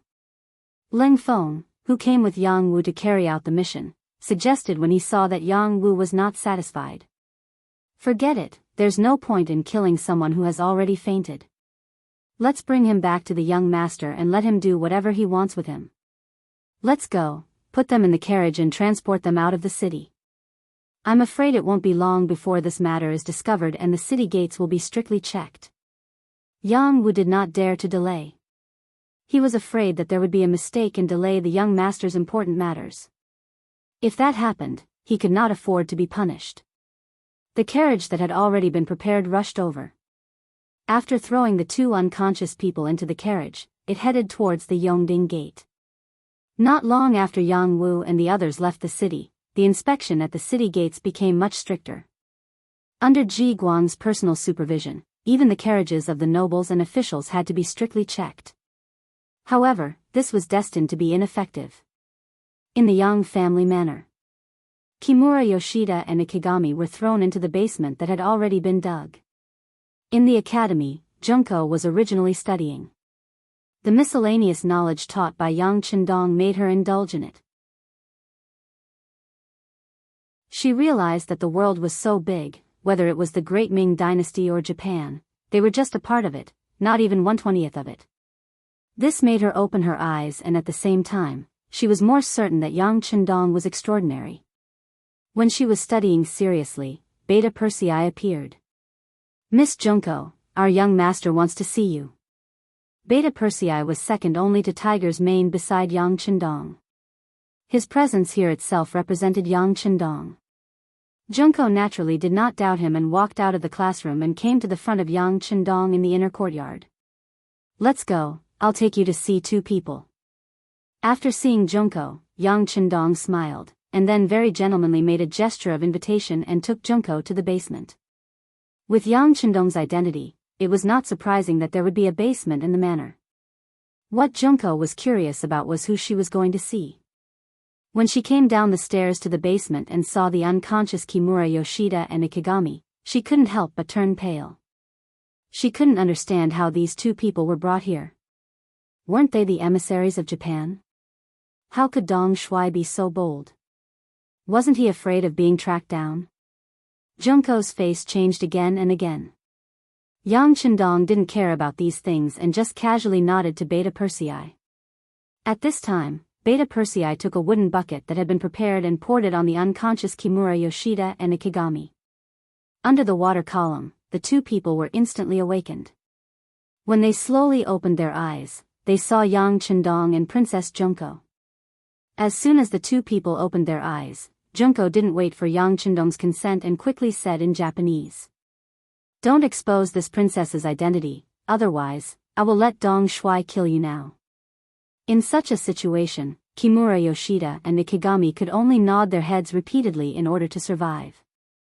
On the other hand, Yang Chendong on the side had already understood the conversation, but he still pretended not to know anything and looked at Junko, seemingly waiting for her explanation. "Oh, nothing, I just told them to answer Dong Shuai's question honestly." Junko found a promise to make. Junko didn't want to disclose her identity, so Yang Chendong didn't point it out. Instead, he turned his gaze back to Kimura Yoshida and Beta Persei and asked in pure Chinese, "Didn't you always want to kill me? Now I'm standing in front of you, do it?" On the left side of Yang Chendong was Beta Persei, and on the right side was Yang Wu. The two people were staring at him with fierce eyes, so Kimura Yoshida didn't dare to move. He shook his head and said, "Duke Zhongdan, I think all of this is a misunderstanding." "A misunderstanding?" Yang Chendong chuckled and said, "You should know that because of your threat, the emperor of the Great Ming Dynasty actually wanted this duke to apologize to you, but this duke didn't agree and almost carried the crime of disobeying the imperial decree. If it weren't for your sudden attack on the Tianjin Guard of the Great Ming Dynasty, I'm afraid I would have bowed my head to you now." "What? That's impossible." Junko originally didn't know where Yang Chendong got the courage to arrest these two people, and what was the point of arresting them. But now, when she heard that the Japanese army had declared war on the Great Ming Dynasty, her eyes suddenly widened, and she couldn't believe it. No, we don't mean to be enemies with the Great Ming Dynasty, and we won't send any army to attack. Everything is a misunderstanding. I was just trying to scare your emperor." At this moment, Kimura Yoshida finally told the truth. Unfortunately, now that he had said something like that, no matter how one listened to it, it sounded like an explanation. Yang Chendong kept shaking his head after listening. "The facts are all there. The battle report of the Tianjin Guard has been sent to the capital. Do you still want to deny it?" "No. There must be some misunderstanding. It's likely that someone else is pretending to be you, intending to provoke a war between the two countries. Please investigate this matter. I'm also willing to go to the Tianjin Guard and confront the people there." Kimura Yoshida kept shaking his head, indicating that he didn't know anything.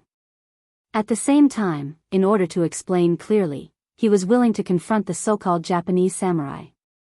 Kimura Yoshida would make such a choice, which was exactly what Yang Chendong was worried about. That was why he kidnapped the two people here. He couldn't let the Great Ming Dynasty catch them.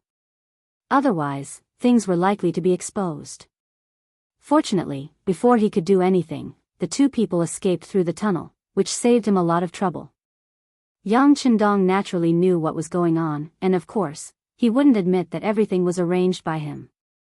Seeing that Kimura Yoshida didn't admit it, he pretended to be angry and said, "Very well, the facts are all there. If you still want to deny it, then I have to use some means."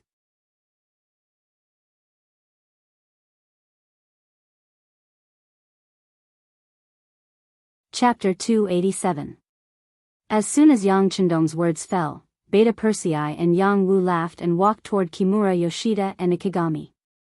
With the two's martial arts, they could easily injure their internal organs, but they would never let others see any injuries on the surface. Ah! Ah! It hurts. It hurts. Soon, Kimura Yoshida and Ikigami's painful howls came from the basement. In front of Beta Persei and Yang Wu, the two's so-called self-esteem was trampled on. It didn't take long for them to urinate and defecate, and the smell of filth filled the basement. Yang Chendong gently covered his mouth and nose, turned around and walked up, and said, "Treat them well. When they confess, report to this young master." Junko followed Yang Chendong to the ground, but at this time, she was a little distracted. Obviously, she didn't believe that Japan would send troops to invade the great Ming dynasty. At this time, although Japan was still led by the emperor, because General Ashikaga Yoshimasa was too powerful, many things were not decided by her father. If the internal situation was unstable, how could they expand outward? Not to mention that they chose the powerful Ming dynasty. If Japan attacked a small country like Korea, Junko could still understand. After all, Japan's geographical environment was destined to make them have to go out if they wanted to achieve something. But why would they choose the great Ming dynasty? But Yang Chendong said that Japanese samurai raided the Tianjin garrison. How could this be explained? In such a matter, presumably this person would not speak without thinking. Junko had no idea in her heart. After separating from Yang Chendong, she found the captain of the guards, Kobayashi, and explained what she had just seen in the room on the ground. Kobayashi was also shocked by the news brought by Junko. "Princess, is it fake? Your Royal Highness is still in the great Ming dynasty. Although your identity has not been exposed, once the war starts, I'm afraid it will be difficult to hide your identity. Wouldn't this put the princess in a disadvantageous position?" "No. You don't know the emperor. For the sake of Japan, my sacrifice is nothing." Junko shook her head with a bitter smile. Japan was originally a country where men were superior to women. There, men were the sky and could do anything. Women were completely an accessory. Even in the upper echelons of society, there was a tradition of sending women to each other. As long as everything was in line with benefits, it was normal to give one's young daughter to an old man. But let's run. Xiao Lin still wanted to say something. For example, he didn't even have any kinship left. Wasn't this a little too cruel? However, in the end, he didn't say anything. The identity of the emperor wasn't something a nobody like him could question. Therefore, he decided to escape with the princess. Since the great Ming dynasty and Japan were at war, there was no benefit for Princess Junko to stay here. Once his identity was exposed, he was afraid that he would become the biggest hostage and live a life worse than a dog's. Escape? Based on the fact that we are Japanese, where do you think we can escape now? I'm afraid that as soon as we leave Yang Village, we will be caught. Junko shook her head. Compared to the unfamiliar outside, Yang Village was extremely safe. But if we stay in Yang Village, there is no guarantee that Zhongdang won't do anything to us. Xiao Lin said worriedly. No, Zhongdang won't. Speaking of this, Junko remembered the unclear relationship between herself and Yang Chendong. She was very confident, but in the end, she still found an excuse and said, "We are just businessmen." If he wanted to, he would have done it long ago. Nothing happened for so long, and nothing will happen now. I'm just worried that once Kimura Yoshida and Ikigami reveal my identity, then... Junko didn't continue speaking, but it was obvious that she was worried. Your Highness, don't worry, I will go to the basement now and end them. Xiao Lin's face was firm. No. No. Junko shook her head again. If you go and fail, I'm afraid that the Zhongdang will blame you or even kill you. Let me go. Junko seemed to have made a great decision. She thought that even if she failed and was discovered, with her beauty and the friendship between her and Yang Chendong, the other party wouldn't do anything to her. But your highness has never killed anyone. Xiao Lin said worriedly. There is a first time for everything. Junko shook her head and looked at Xiao Lin. Korean Kun, I know you have a very sharp dagger, give it to me. This. Okay. Xiao Lin didn't dare to disobey the princess's order. The most important thing was that this was indeed the best way to hide their identity. He immediately agreed, pulled out a shining dagger from his leg and handed it to Junko. Yang Chendong went out of the basement and came to the study. After a while, Beta Persei came in. Young master, Miss Junko went to the basement. Oh. She didn't discover you? Yang Chendong said without the slightest surprise, as if everything was within his calculations. Junko was afraid that her identity would be exposed, and someone would use her identity as a princess to make a fuss, so the best way was of course to silence them. No, Yang Wu and I hid very well, and now Yang Wu is watching. Beta Persei replied in a low voice. Speaking of which, not only was he tall, but his voice was also like thunder, which often scared people. For this matter, Yang Chendong reminded him a lot, so when he saw the sixth young master, he had to speak in a fake voice. Okay, then let's go watch the show. Yang Chendong stood up with a smile and went straight out of the study. In the basement. Junko held a sharp dagger in her hand, enduring the unpleasant smell, and came to the front of Kimura Yoshida and Ikigami, who had fainted on the ground. After Yang Air and Yang Wu's torment, the two of them were already in a state worse than death. They were in so much pain that they wished they were dead. Even when Junko came near, they did not sense anything. Looking at these two compatriots, who are also the trusted subordinates of General Ashikaga Yoshimasa, who is a headache for her father emperor, Junko can't help but feel angry. How dare they be so bold to suddenly send troops to the Great Ming Dynasty? How could they not know that the current Great Ming Dynasty was not something that Japan could afford to provoke? This was simply asking for trouble. Thinking that it was because of their wrong judgment that it was likely to lead Japan into the war and greatly weaken the national strength, Junko raised the dagger in her hand with resentment, and then suddenly stabbed Kimura Yoshida, who was closest to her, in the chest. Puchi. After the dagger entered the body, there was only a muffled sound, and Kimura Yoshida died and went to see the emperor. After killing one person, Junko seemed to be interested and forgot her fear. She raised the dagger and stabbed the heart of the other guard, Ikigami. Puchi Puchi. As if she was afraid that she would not be able to kill the other party, under her anger, she continuously stabbed the other party several times. In the end, she killed the two of them until they could no longer kill each other. Blood also sprayed onto her face and clothes, but she did not seem to care about it.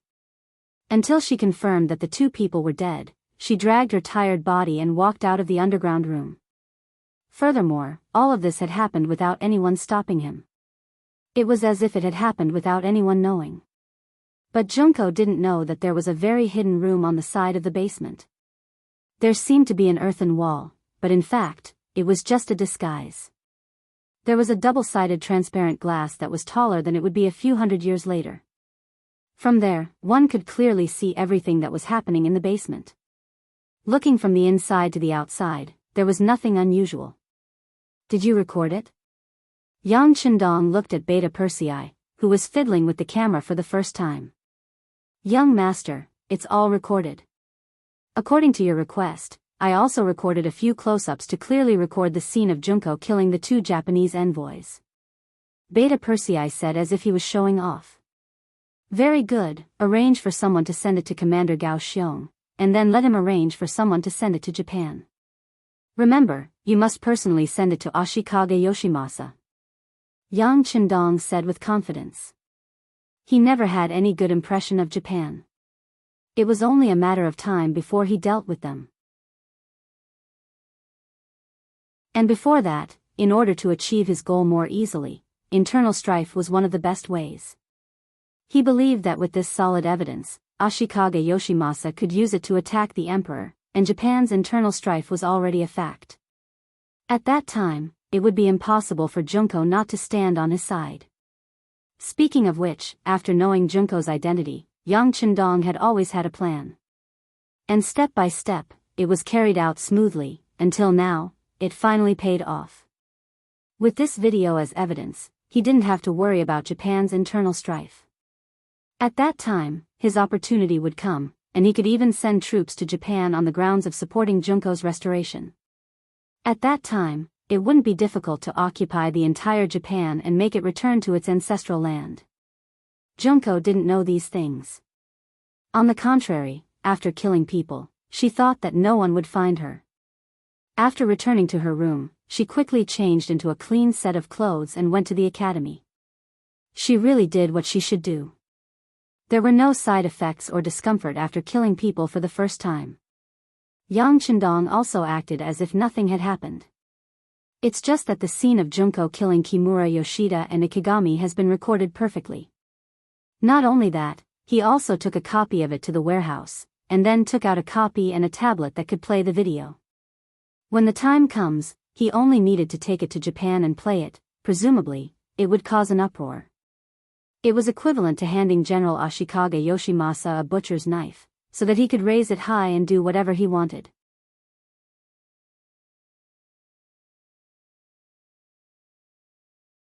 Chapter 288. Because the Japanese samurai suddenly attacked the port of Tianjin, Yang Chendong's so-called crime of disobeying the imperial edict was not pursued. Since they had already made their move, there was no point in asking the Duke of Loyalty to make any more promises. The Yang village quieted down.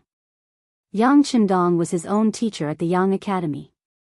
From time to time, he would interact with the students and discuss some problems that people could not solve at that time.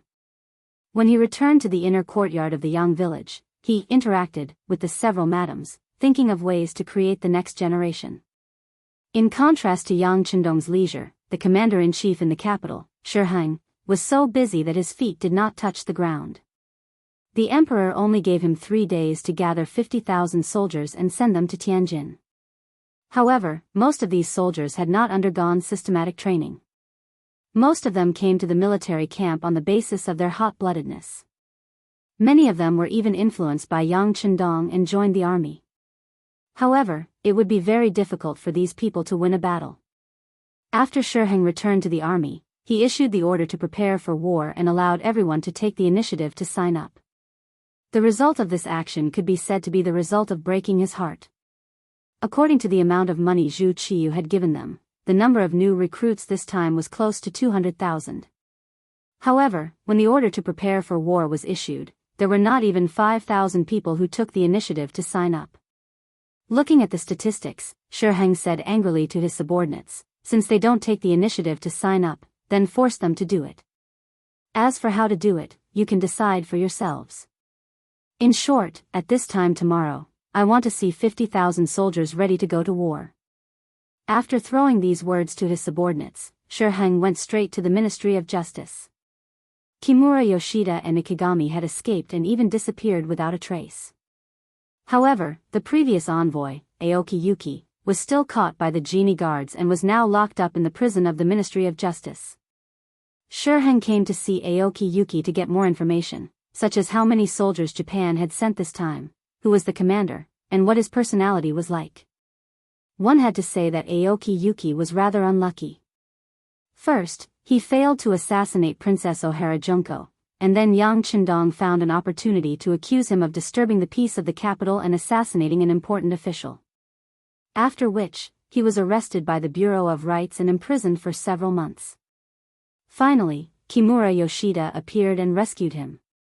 But in just a few days, he was caught again. He had nothing to say except for lamenting his bad luck. Not only did he accept his fate, but he also didn't know what to say when faced with the torture tools of the Ministry of Justice. He really didn't know anything about the sudden appearance of the Japanese army in Tianjin, or how many people had come, or who the general was. Faced with all kinds of torture instruments that he could not name, although he was extremely afraid, he still did not say the answer that Shiheng wanted in the end. It seems that he really doesn't know. Shiheng personally saw the scene of Aoki Yuki being tortured. Aoki Yuki only shouted that he was wronged and fainted twice, but he still didn't say anything valuable. He couldn't help shaking his head angrily and said, "Forget it. Since that's the case, it's useless to keep this person alive. Just kill him and let the army use him as a sacrifice." Normally, when two countries go to war, envoys are not to be killed. However, Japan went to war without declaring war, and Aoki Yuki did not appear as a true envoy, so even if he was killed, it would still be reasonable. Just after Shiheng said this, Aoki Yuki, who was still a little dizzy, suddenly shouted loudly, "No! You can't kill me. I know that an important person of our Japanese royal family is in the capital of the great Ming dynasty. I know it." "Oh? Is there such a thing?" Originally, Qin Haodong didn't expect to scare him. He just wanted to kill him to boost the morale of the army. He didn't expect that he would force out such a big news. Thinking that if he could find this important member of the royal family, he could not only learn more about the movements of the Japanese army, but also make the enemy hesitate to attack. Shiheng's eyes suddenly lit up. He strode to Aoki Yuki and said, "Tell me, who is that person? Where is he now? I need to rest. I need someone to treat me. Otherwise, I won't say anything even if you kill me." Aoki Yuki took this opportunity to put forward his condition. Aoki Yuki had been injured twice. If he was not treated at this moment, he would bleed to death. Although Shiheng wanted to know immediately, he knew that sometimes the will of a dying person could not be measured by ordinary means. He nodded immediately. "I can ask someone to treat you right away. I can also give you good food and drink. I can even promise to let you continue to live. But remember, if you don't say his name and dare to play tricks on Marquis, I promise that you will beg for death." "Humph. Come on, take him to be treated." Aoki Yuki finally survived. And as Shiheng said, he ate well, drank well, and even had a good sleep. But early the next morning, when he just opened his eyes, he found Shiheng standing in front of him in a suit of armor. From this, it could be seen that Shiheng was already impatient. After seeing Aoki Yuki open his eyes, his voice immediately sounded in his ears. "Marquis, whether you have rested well or not, and whether you want to say something or not, I only want to tell you one thing. I'll only tell you one thing. You have 10 breaths of time to tell me the identity and hiding place of that person. Otherwise, I'll kill you with a swing of my blade." After saying this with a cold face, Shiheng pulled out his sharp waist saber and slowly moved it toward Aoki Yuki's neck. As he moved closer, he said, 10, 9, 8, 7. Cold sweat immediately flowed down Aoki Yuki's neck. He could feel that the other party wasn't just scaring him. He really wanted to kill him. At the same time, he began to think rapidly in his mind whether he should tell the other party that Junko was the princess. 3. 2. When he counted to 2, Aoki Yuki's body trembled. It was better to live than to die. Although he didn't know if he could survive after telling the other party, if he didn't say it, he was sure that he would die right now. Even if he could only live a little longer, it was still a glimmer of hope. He immediately shouted, "I'll tell you, I'll tell you. She is the daughter of our emperor, Princess Junko O'Hara. She is now in the Yang family manor." The army in the capital was gathering, and all kinds of useful information flew to Yang Chendong's desk like snowflakes. Yang Chendong shook his head when he saw that the 50,000 soldiers had already been selected. Most of them were poor soldiers who couldn't afford to send money to the Baihu and Jianghu because they didn't have the money or power to send them to the front lines. When two armies fought, no matter how good the timing, location, and people were, there was one thing that was more important, and that was the morale of the soldiers. If one didn't have this, no matter how many soldiers they had, they were likely to lose the battle. Fortunately, the opponent this time wasn't the real Japanese army, but the Yang family navy led by Gao Xiong. They must be anxious because of the lack of manpower, and these 50,000 soldiers were sent to their doorstep. Of course, they wouldn't reject them. Pass this information to Commander Gao. At the same time, tell him to capture as many prisoners as possible. These people don't have any complicated backgrounds, and they are all useful people. Yang Chendong said to Tiger's Mane, and then handed over a stack of information. Hee, young master, this time Commander Gao will be very happy. Tiger's Mane thought that if they could capture these able-bodied men, it would greatly alleviate the problem of the lack of young men in Qiqian City. He couldn't help but smile and say, "Yes, he will be happy for a while." Yang Chendong also nodded with a smile on his face. Since they were forced to be selected, then those who had a little bit of background, and even those who were rich, wouldn't be included. This time, Shiheng did a good thing, and gave him so many good soldiers. Just as he thought of Shiheng's name, Yang Wu's voice came from outside the study room. "Young master, there is a large group of people outside the manor. It seems like there are soldiers, imperial guards, and some eunuchs." Huh? Yang Chendong, who suddenly heard the news, showed a puzzled expression in an instant. Now that the war was imminent, no one should care about him, but why did so many people come? If they were looking for trouble, then it didn't make sense. In front of an external enemy, the most taboo thing was internal instability. Who had the guts to look for trouble at this time? "Young master, I will immediately send people to be on alert." Hearing that so many people came uninvited, Tiger's man's body was overflowing with murderous intent. Appropriate precautions will be enough. They don't have the guts to look for trouble with young master. Yang Chendong shook his head decisively. If someone really wanted to do something bad to him, they would definitely not choose this time. Anyone with a little brain should know that this was not the time for internal strife.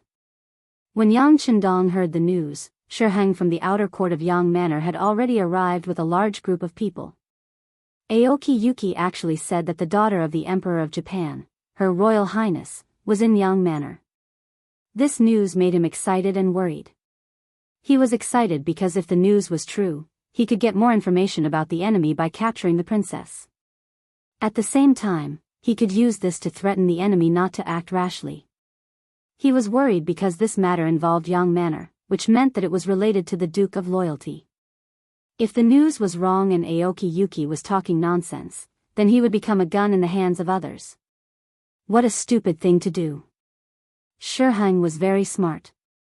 Not only did he have his own methods to lead troops to war, but he also had his own set of standards in dealing with people. At least he knew who he could deal with, who he could offend, and who he shouldn't.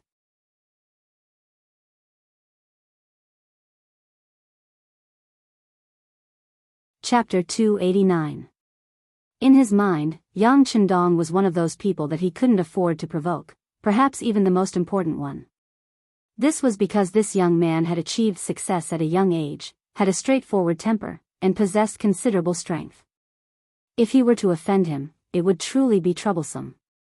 Until his position was sufficiently stable, he didn't want to have anything unpleasant happen to him. Even in the imperial court, when everyone was impeaching Yang Chendong for his actions, he had cleverly refrained from taking a stand, only following the crowd. He didn't object, but he also didn't deliberately support anything. But this time, the matter that Aoki Yuki had brought up was far too important, so important that he would rather offend Yang Chendong than take the risk. Thus, he had come just so that he wouldn't push things too far. Not only had he come, he had also requested the imperial decree to invite the commander of the embroidered uniform guard, Hu Changning, and the imperial horse supervisor, Ru Zhu. He had invited Hu Changning because of his special relationship with Yang Chendong. With this person present, the matter wouldn't become so awkward that no one would be able to extricate themselves from the situation. He had invited Ru Zhu because he was one of His Majesty's subordinates. He wanted him to see everything so that His Majesty could better understand the situation. Outside the Yang clan manor, Shiheng, Hu Changning, and Ru Zhu led a group of more than 100 people to stand in front of the manor. They allowed the servants of the Yang clan manor to enter and report, not showing the slightest hint of impatience on their faces. This alone was enough to express their sincerity. However, this kind of sincerity could only be given to Yang Chendong, the loyal duke. If it was any other minister, they would not enjoy such treatment. Once they had any doubts, they would directly kill their way in. How could they be so polite to you? Even if the other party was courteous, Yang Chendong couldn't just remain in the inner courtyard, and this wasn't even mentioning that his father-in-law was here. Under the protection of a group of mercenaries in camouflage uniforms, he came forward in a green robe. Camouflage uniforms held a special meaning in the eyes of important officials. Putting aside everything else, just the advanced firearms in their hands were enough to make countless people envious. But the only one in the capital who could truly command them was the Duke of Loyalty and Courage. It was said that not even the emperor could afford to invite him. The camouflage uniform also represented an existence that could not be offended. This was because not only did they represent themselves, but they also had a powerful force behind them. If they really offended them, fought with them, and suffered casualties, then who knew if the army behind them would send a large army to deal with them? If it really came, would the great Ming dynasty be able to withstand it? These were all unknowns. It was precisely because of the unknown that no one dared to try. This made the army seem even more mysterious and powerful. Now, as soon as these mercenaries appeared, it could be seen that there was a commotion in Shihang's troops. It was obvious that not only the officials, but even the soldiers knew how powerful these mercenaries were. Ha ha ha, I didn't know that the three of you would be honored by my presence. Please excuse me for not going out to meet you, Yang Chendong said as soon as he appeared and bowed to everyone.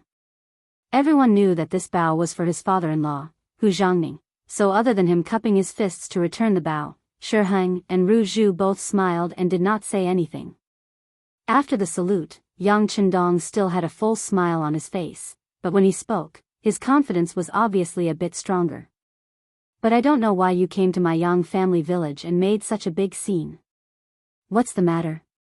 Doubts always needed someone to solve them.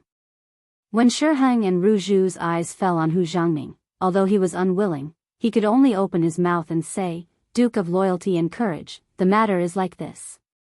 The former Japanese envoy Aoki Yuki pointed out that there is a very important person in Japan in our great Ming dynasty, and he is in the Yang village. This time, we came to take this person away. As soon as Hu Zhangning's words fell, Yang Chendong's eyebrows slightly furrowed at first, but then they quickly relaxed. He finally knew the purpose of the other party's visit. It seemed that the fact that Junko was the princess of Japan had been exposed. Yang Chendong had already mentally prepared for this. After all, the fact that Junko was the princess of Japan was not a secret. In addition, she was originally beautiful and was cultivated as a seed by the Emperor of Japan. There were too many people who knew her. It was too difficult for such a famous person to not be known by others. Fortunately, this person's value had been used when he killed Kimura Yoshida and Aikishang yesterday. It was not a waste to keep him around for so long. But there were more important things that required Junko's cooperation in the future. How could he just hand her over like this? Not to mention, what kind of place was the Yang village? How could they allow others to take people away just like that? He was a little unwilling in his heart, but since his father-in-law said so, it was absolutely impossible to drive him away directly. He still had to give face. When he looked at his father-in-law, his eyes were full of smiles. So that's how it is. In that case, let's arrange for Junko to come here.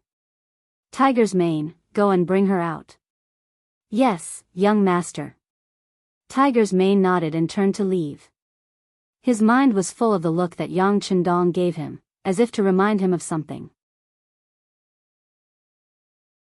When he considered that the young master treated Junko differently, he made a decision. That was to tell Junko everything, at least let her be mentally prepared first. As for whether she was the princess of Japan or not, it was not a problem that he needed to consider at all. Tiger's Mane left to find Junko, and Yang Chendong waved his hand. Yang Wu and the others immediately placed a large table here, and someone served tea and 4 stools, as if they were here to entertain guests. On the surface, Yang Chendong seemed to welcome the arrival of Hu Zhangning and the others, but the way he treated them outside the door fully expressed the displeasure in his heart. Since they had come uninvited, then there was no need for them to enter the manor. They could just stay here. As long as they could hand over Junko, it didn't matter to Shiheng and the others whether they entered the village or not. Yang Chendong's past experience taught them that it was best not to provoke him unless they felt that they were strong enough.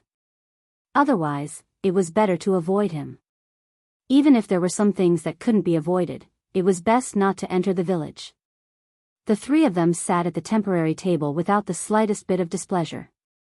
They drank their tea in satisfaction and were even able to reveal the scene of them chatting and laughing. Yang Chendong's face had been maintaining a formulaic smile, but the more it was like this, the more no one dared to look down on him. Even Shiheng secretly observed him several times. He found that the more contact he had with this person, the more he couldn't see what this person was thinking. It had already been proven that this kind of person was the most terrifying. He couldn't help but think that if Hu Zhangning didn't come with him today, it would be impossible to make him hand over Junko. He couldn't help but feel lucky that he had found such a good helper. In the Yang family academy, Junko, who was still in class, was called out by Tiger's mane. She opened her beautiful eyes, blinking and looking very puzzled, but her heart was like a drum being beaten by a heavy hammer, completely not as calm as she looked on the surface. Kimura Yoshida and Ikigami were dead, killed by her. Although there was no movement afterward, Junko had always been worried about being suspected. After all, she was the person who went to the basement, and knew the existence of these two people. She didn't know whether Yang Chendong had told others who was in the basement. If he did, it would be better, at least everyone would be suspected. However, if he was the only one who was told, then there was really no way to escape from it. Junko looked innocent. Tiger's mane had to say something, because this was originally the young master's hint. "Miss Junko, please come with me, there are many people outside the village, saying that they are looking for you, and that you have another identity." After saying this, Tiger's mane didn't look at Junko at all. From a certain point of view, he had already determined that there was something unusual between her and the young master, so she was an existence that he absolutely couldn't offend. Tiger's mane then turned around and took the lead to leave, leaving Junko as if she was struck by lightning. Another identity? In fact, she should have thought about it. Her existence was not a secret in the upper class of Japan. Even if Kimura Yoshida and Ikigami knew about her, then it was inevitable that others would also know about her, so how could killing two people solve the problem? Now, they came to find her, so what should she do? When the war between the Great Ming Dynasty and Japan began, her existence was originally a very good target to be used. Even if she was the leader, such a person would certainly not be let go. "Well? Miss Junko, why don't you go? Are you not feeling well?" After a few steps, Tiger's mane found that there was no one behind him, so he turned around and asked with concern. I'm not feeling well." It seemed that she was reminded by Tiger's mane, or maybe it was a targeted hint. Junko suddenly covered her stomach and said, "Oh, I don't know what's going on. My stomach hurts." "Hurts? Is it serious? I'll immediately find a doctor for you." Tiger's mane's face was nervous, but his eyes were actually filled with appreciation. This woman was not stupid, at least she knew what was called a donkey going down a slope. Outside Yang village, after about the time it takes to burn a stick of incense, Tiger's mane came out again. Shiheng and the others immediately noticed that when this person appeared, there was no one else around him. For a moment, they couldn't help but look at Yang Chendong doubtfully. Their eyes seemed to be questioning him. In this regard, Yang Chendong was too lazy to look at them. He still sat there and casually drank tea, completely ignoring the three people's 6 eyes. Hu Zhangning was his father-in-law. He would respect him, and he must respect him. But this did not mean that he had to unconditionally retreat in the face of anything. This time, allowing the 3 people to sit here and drink tea was already giving enough face. At least if they wanted to ask him for help, that was a fool's dream.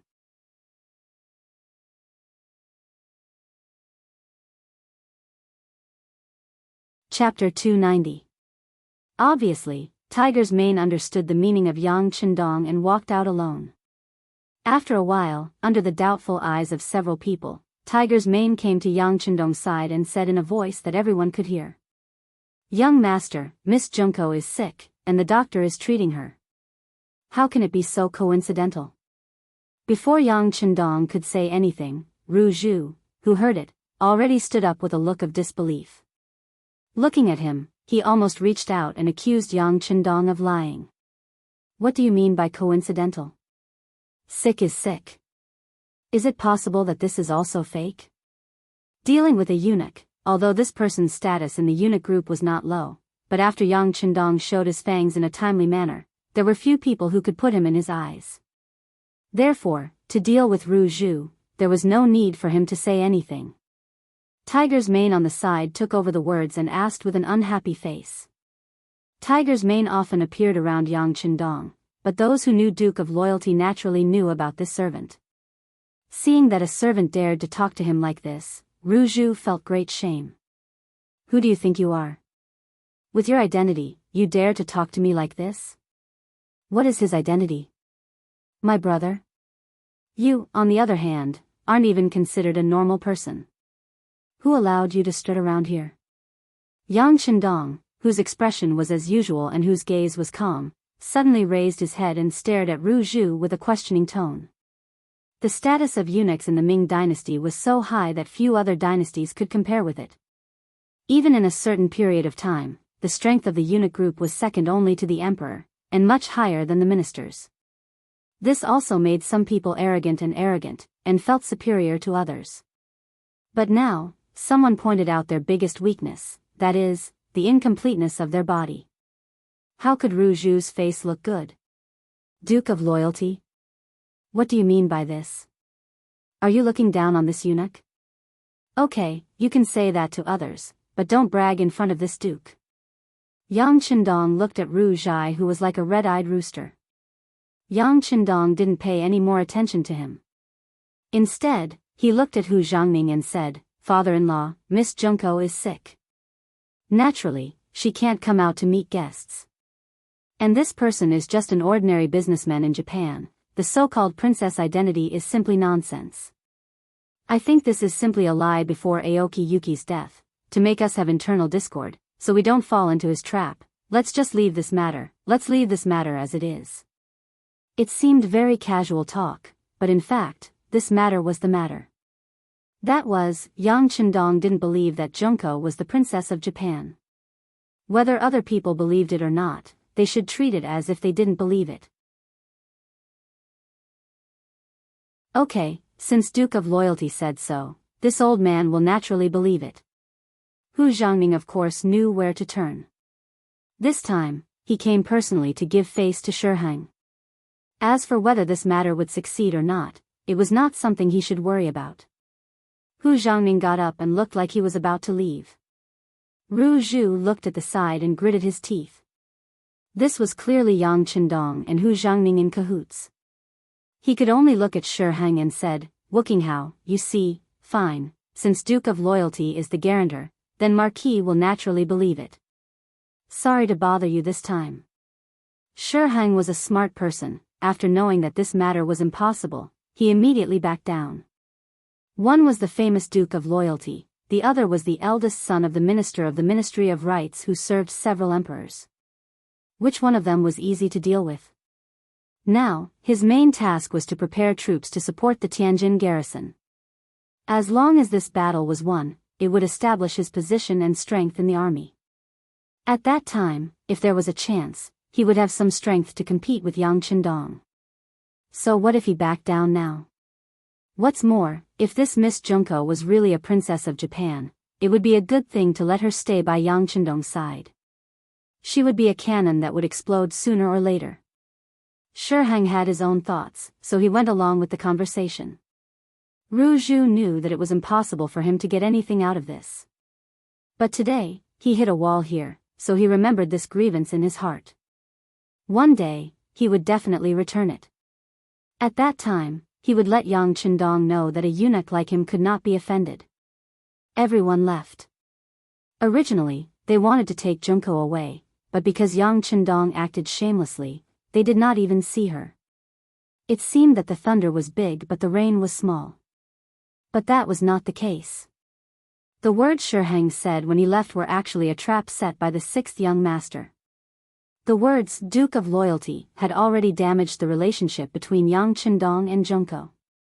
If this person was really a princess of Japan, then he would have to bear all the consequences. This seemingly unintentional sentence was, in fact, a sharp blade was hidden in it.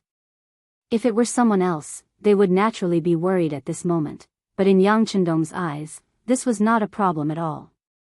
The reason why Shiheng did not make things difficult for him now was that he wanted to wait until he was stronger. But he did not know that as time passed, the expansion of the Yang Xie's new army was much faster than the growth of the Ming Dynasty's army. In other words, the longer the time passed, the bigger the gap between the two sides would be. At that time, how could Yang Chendong be afraid of Shiheng? Not to mention, there was already a chance to deal with him. Inform Regiment Commander Gao to make preparations in the Tianjin garrison. We must serve our commander-in-chief comfortably. Tiger's mane certainly understood what comfortably meant.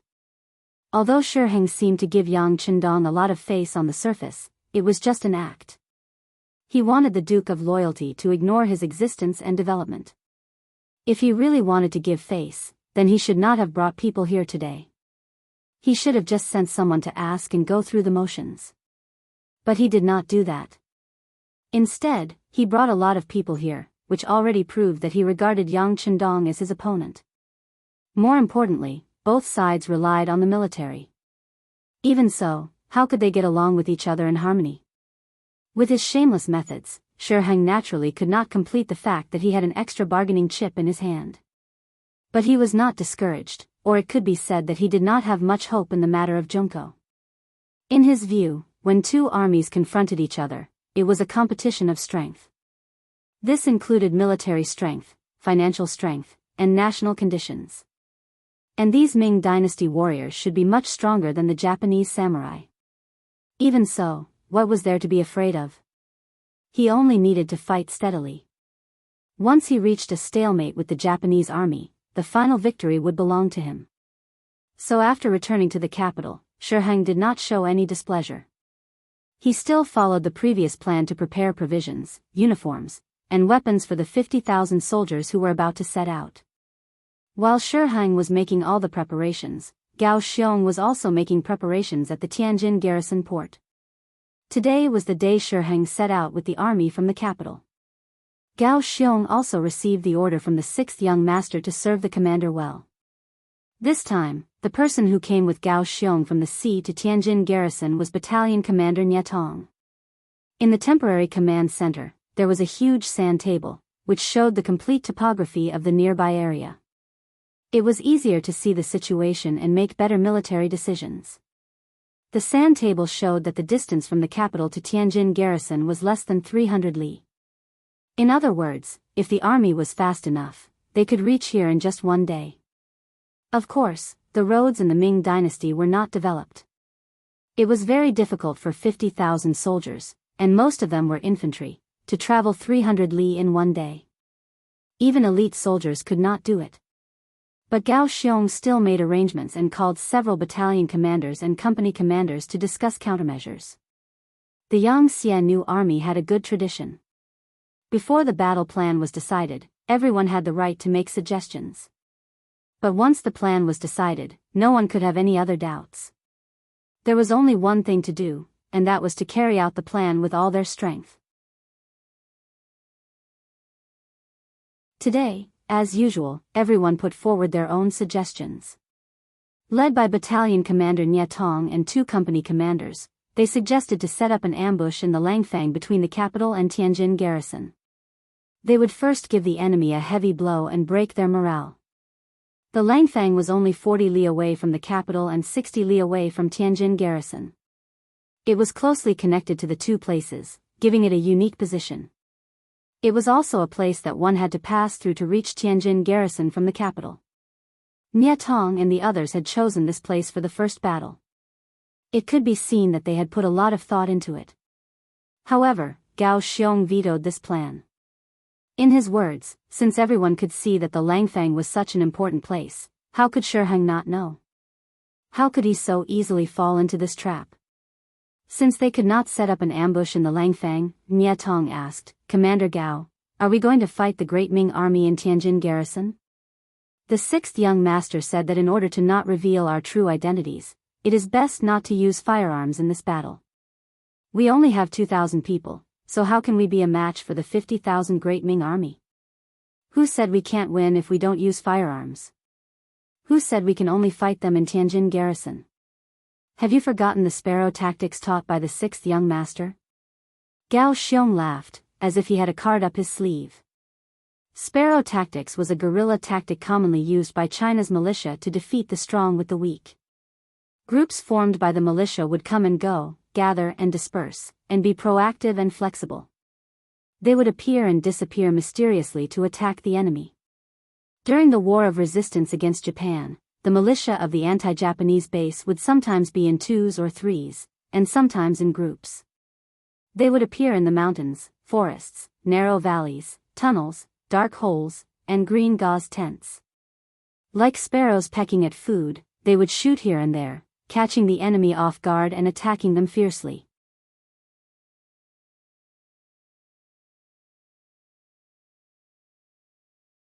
Chapter 291.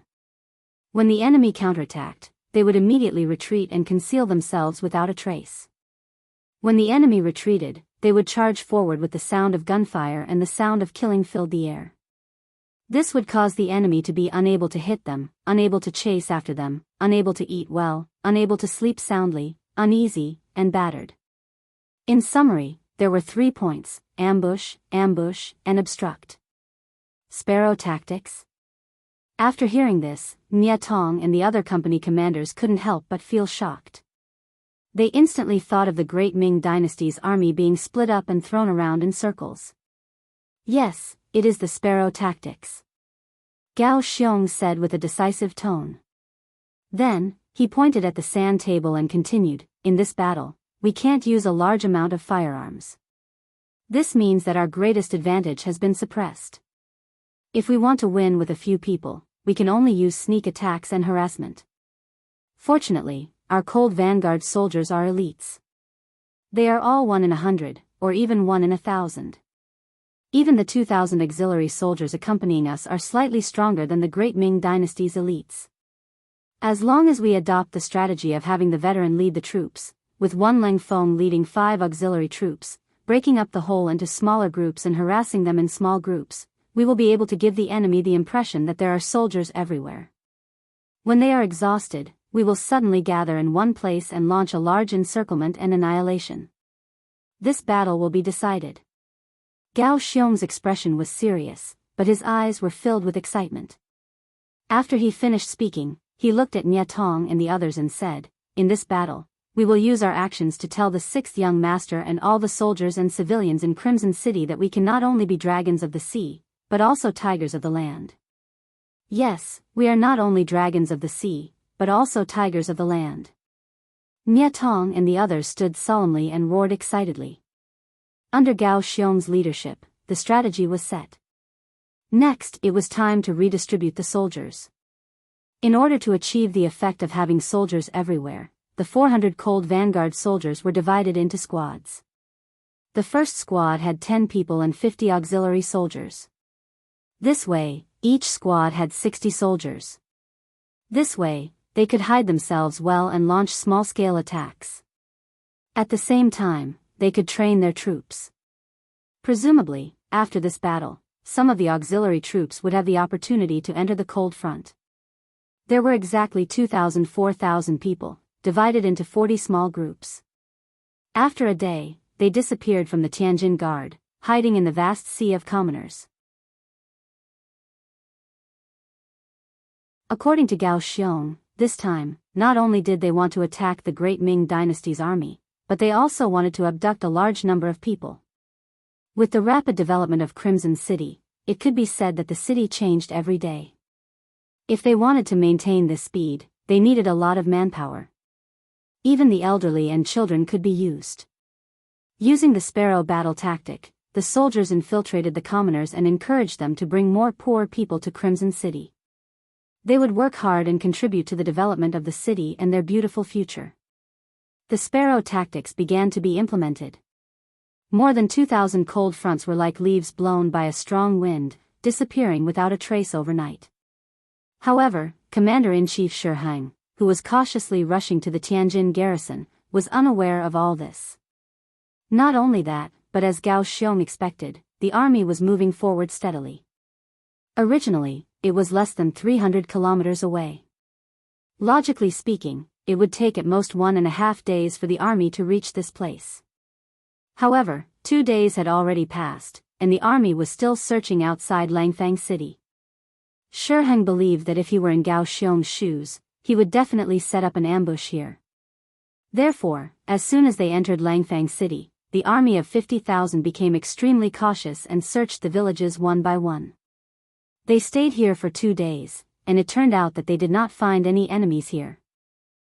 It seems that the Japanese army is afraid. Very good, order the army to speed up and enter the Tianjin Guard as soon as possible to eliminate these foreign races. The emperor is still waiting for our report of victory.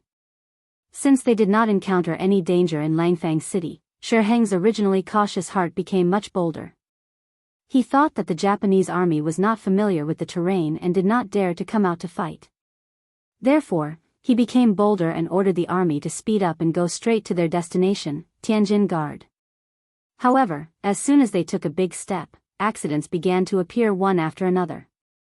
Originally, they were prepared to have a good night's rest and go straight to Tianjin Guard tomorrow.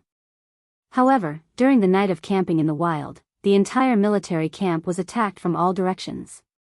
Fire crossbows were used to attack from afar, short bows were used to attack from close range. In just one night, more than 5,000 Ming soldiers lost their place to rest, and about 2,000 of them suffered different degrees of trauma. According to the final summary of the data, at least 7 or 8 strongholds were attacked. In other words, at least 7 or 8 enemy forces launched a sneak attack on them tonight. How can there be so many? How many people are there in the Japanese army? Looking at the summary of the battle report, Shi Heng's eyebrows had long been knitted together. Because of the darkness, the great Ming Dynasty's army couldn't clearly see how many enemies there were. They could only hear bursts of battle cries coming from all directions. The soldiers, who had already become timid because of their excessive caution, began to retreat when they heard the shouts. How could they have the time to see how many enemies there were and what kind of weapons they were holding? Without a specific battle report, Shi Heng could not make an accurate judgment, which also caused him to be unable to find a better solution to the surprise attack in front of him. The only thing he could do was to shrink the army and set up defenses carefully. However, this was a passive defense.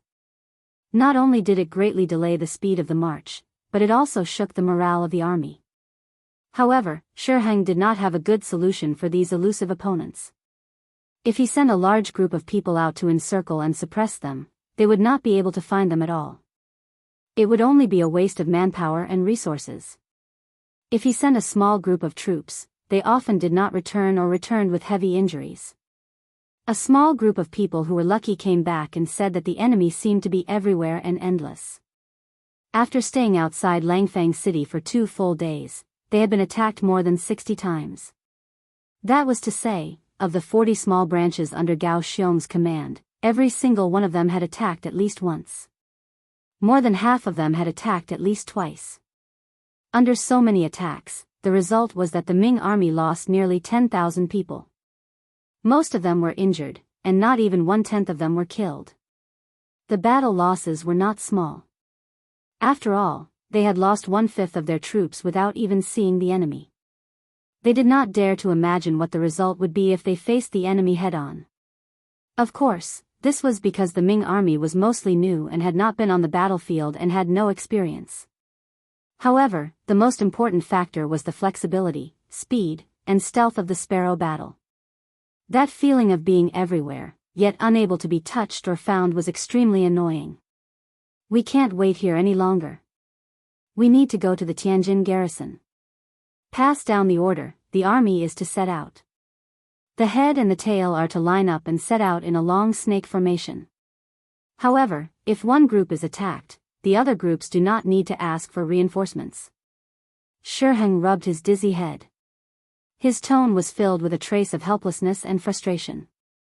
When his subordinate heard this military order, he asked with a trace of hesitation, "Commander-in-Chief, how should we deal with the injured?"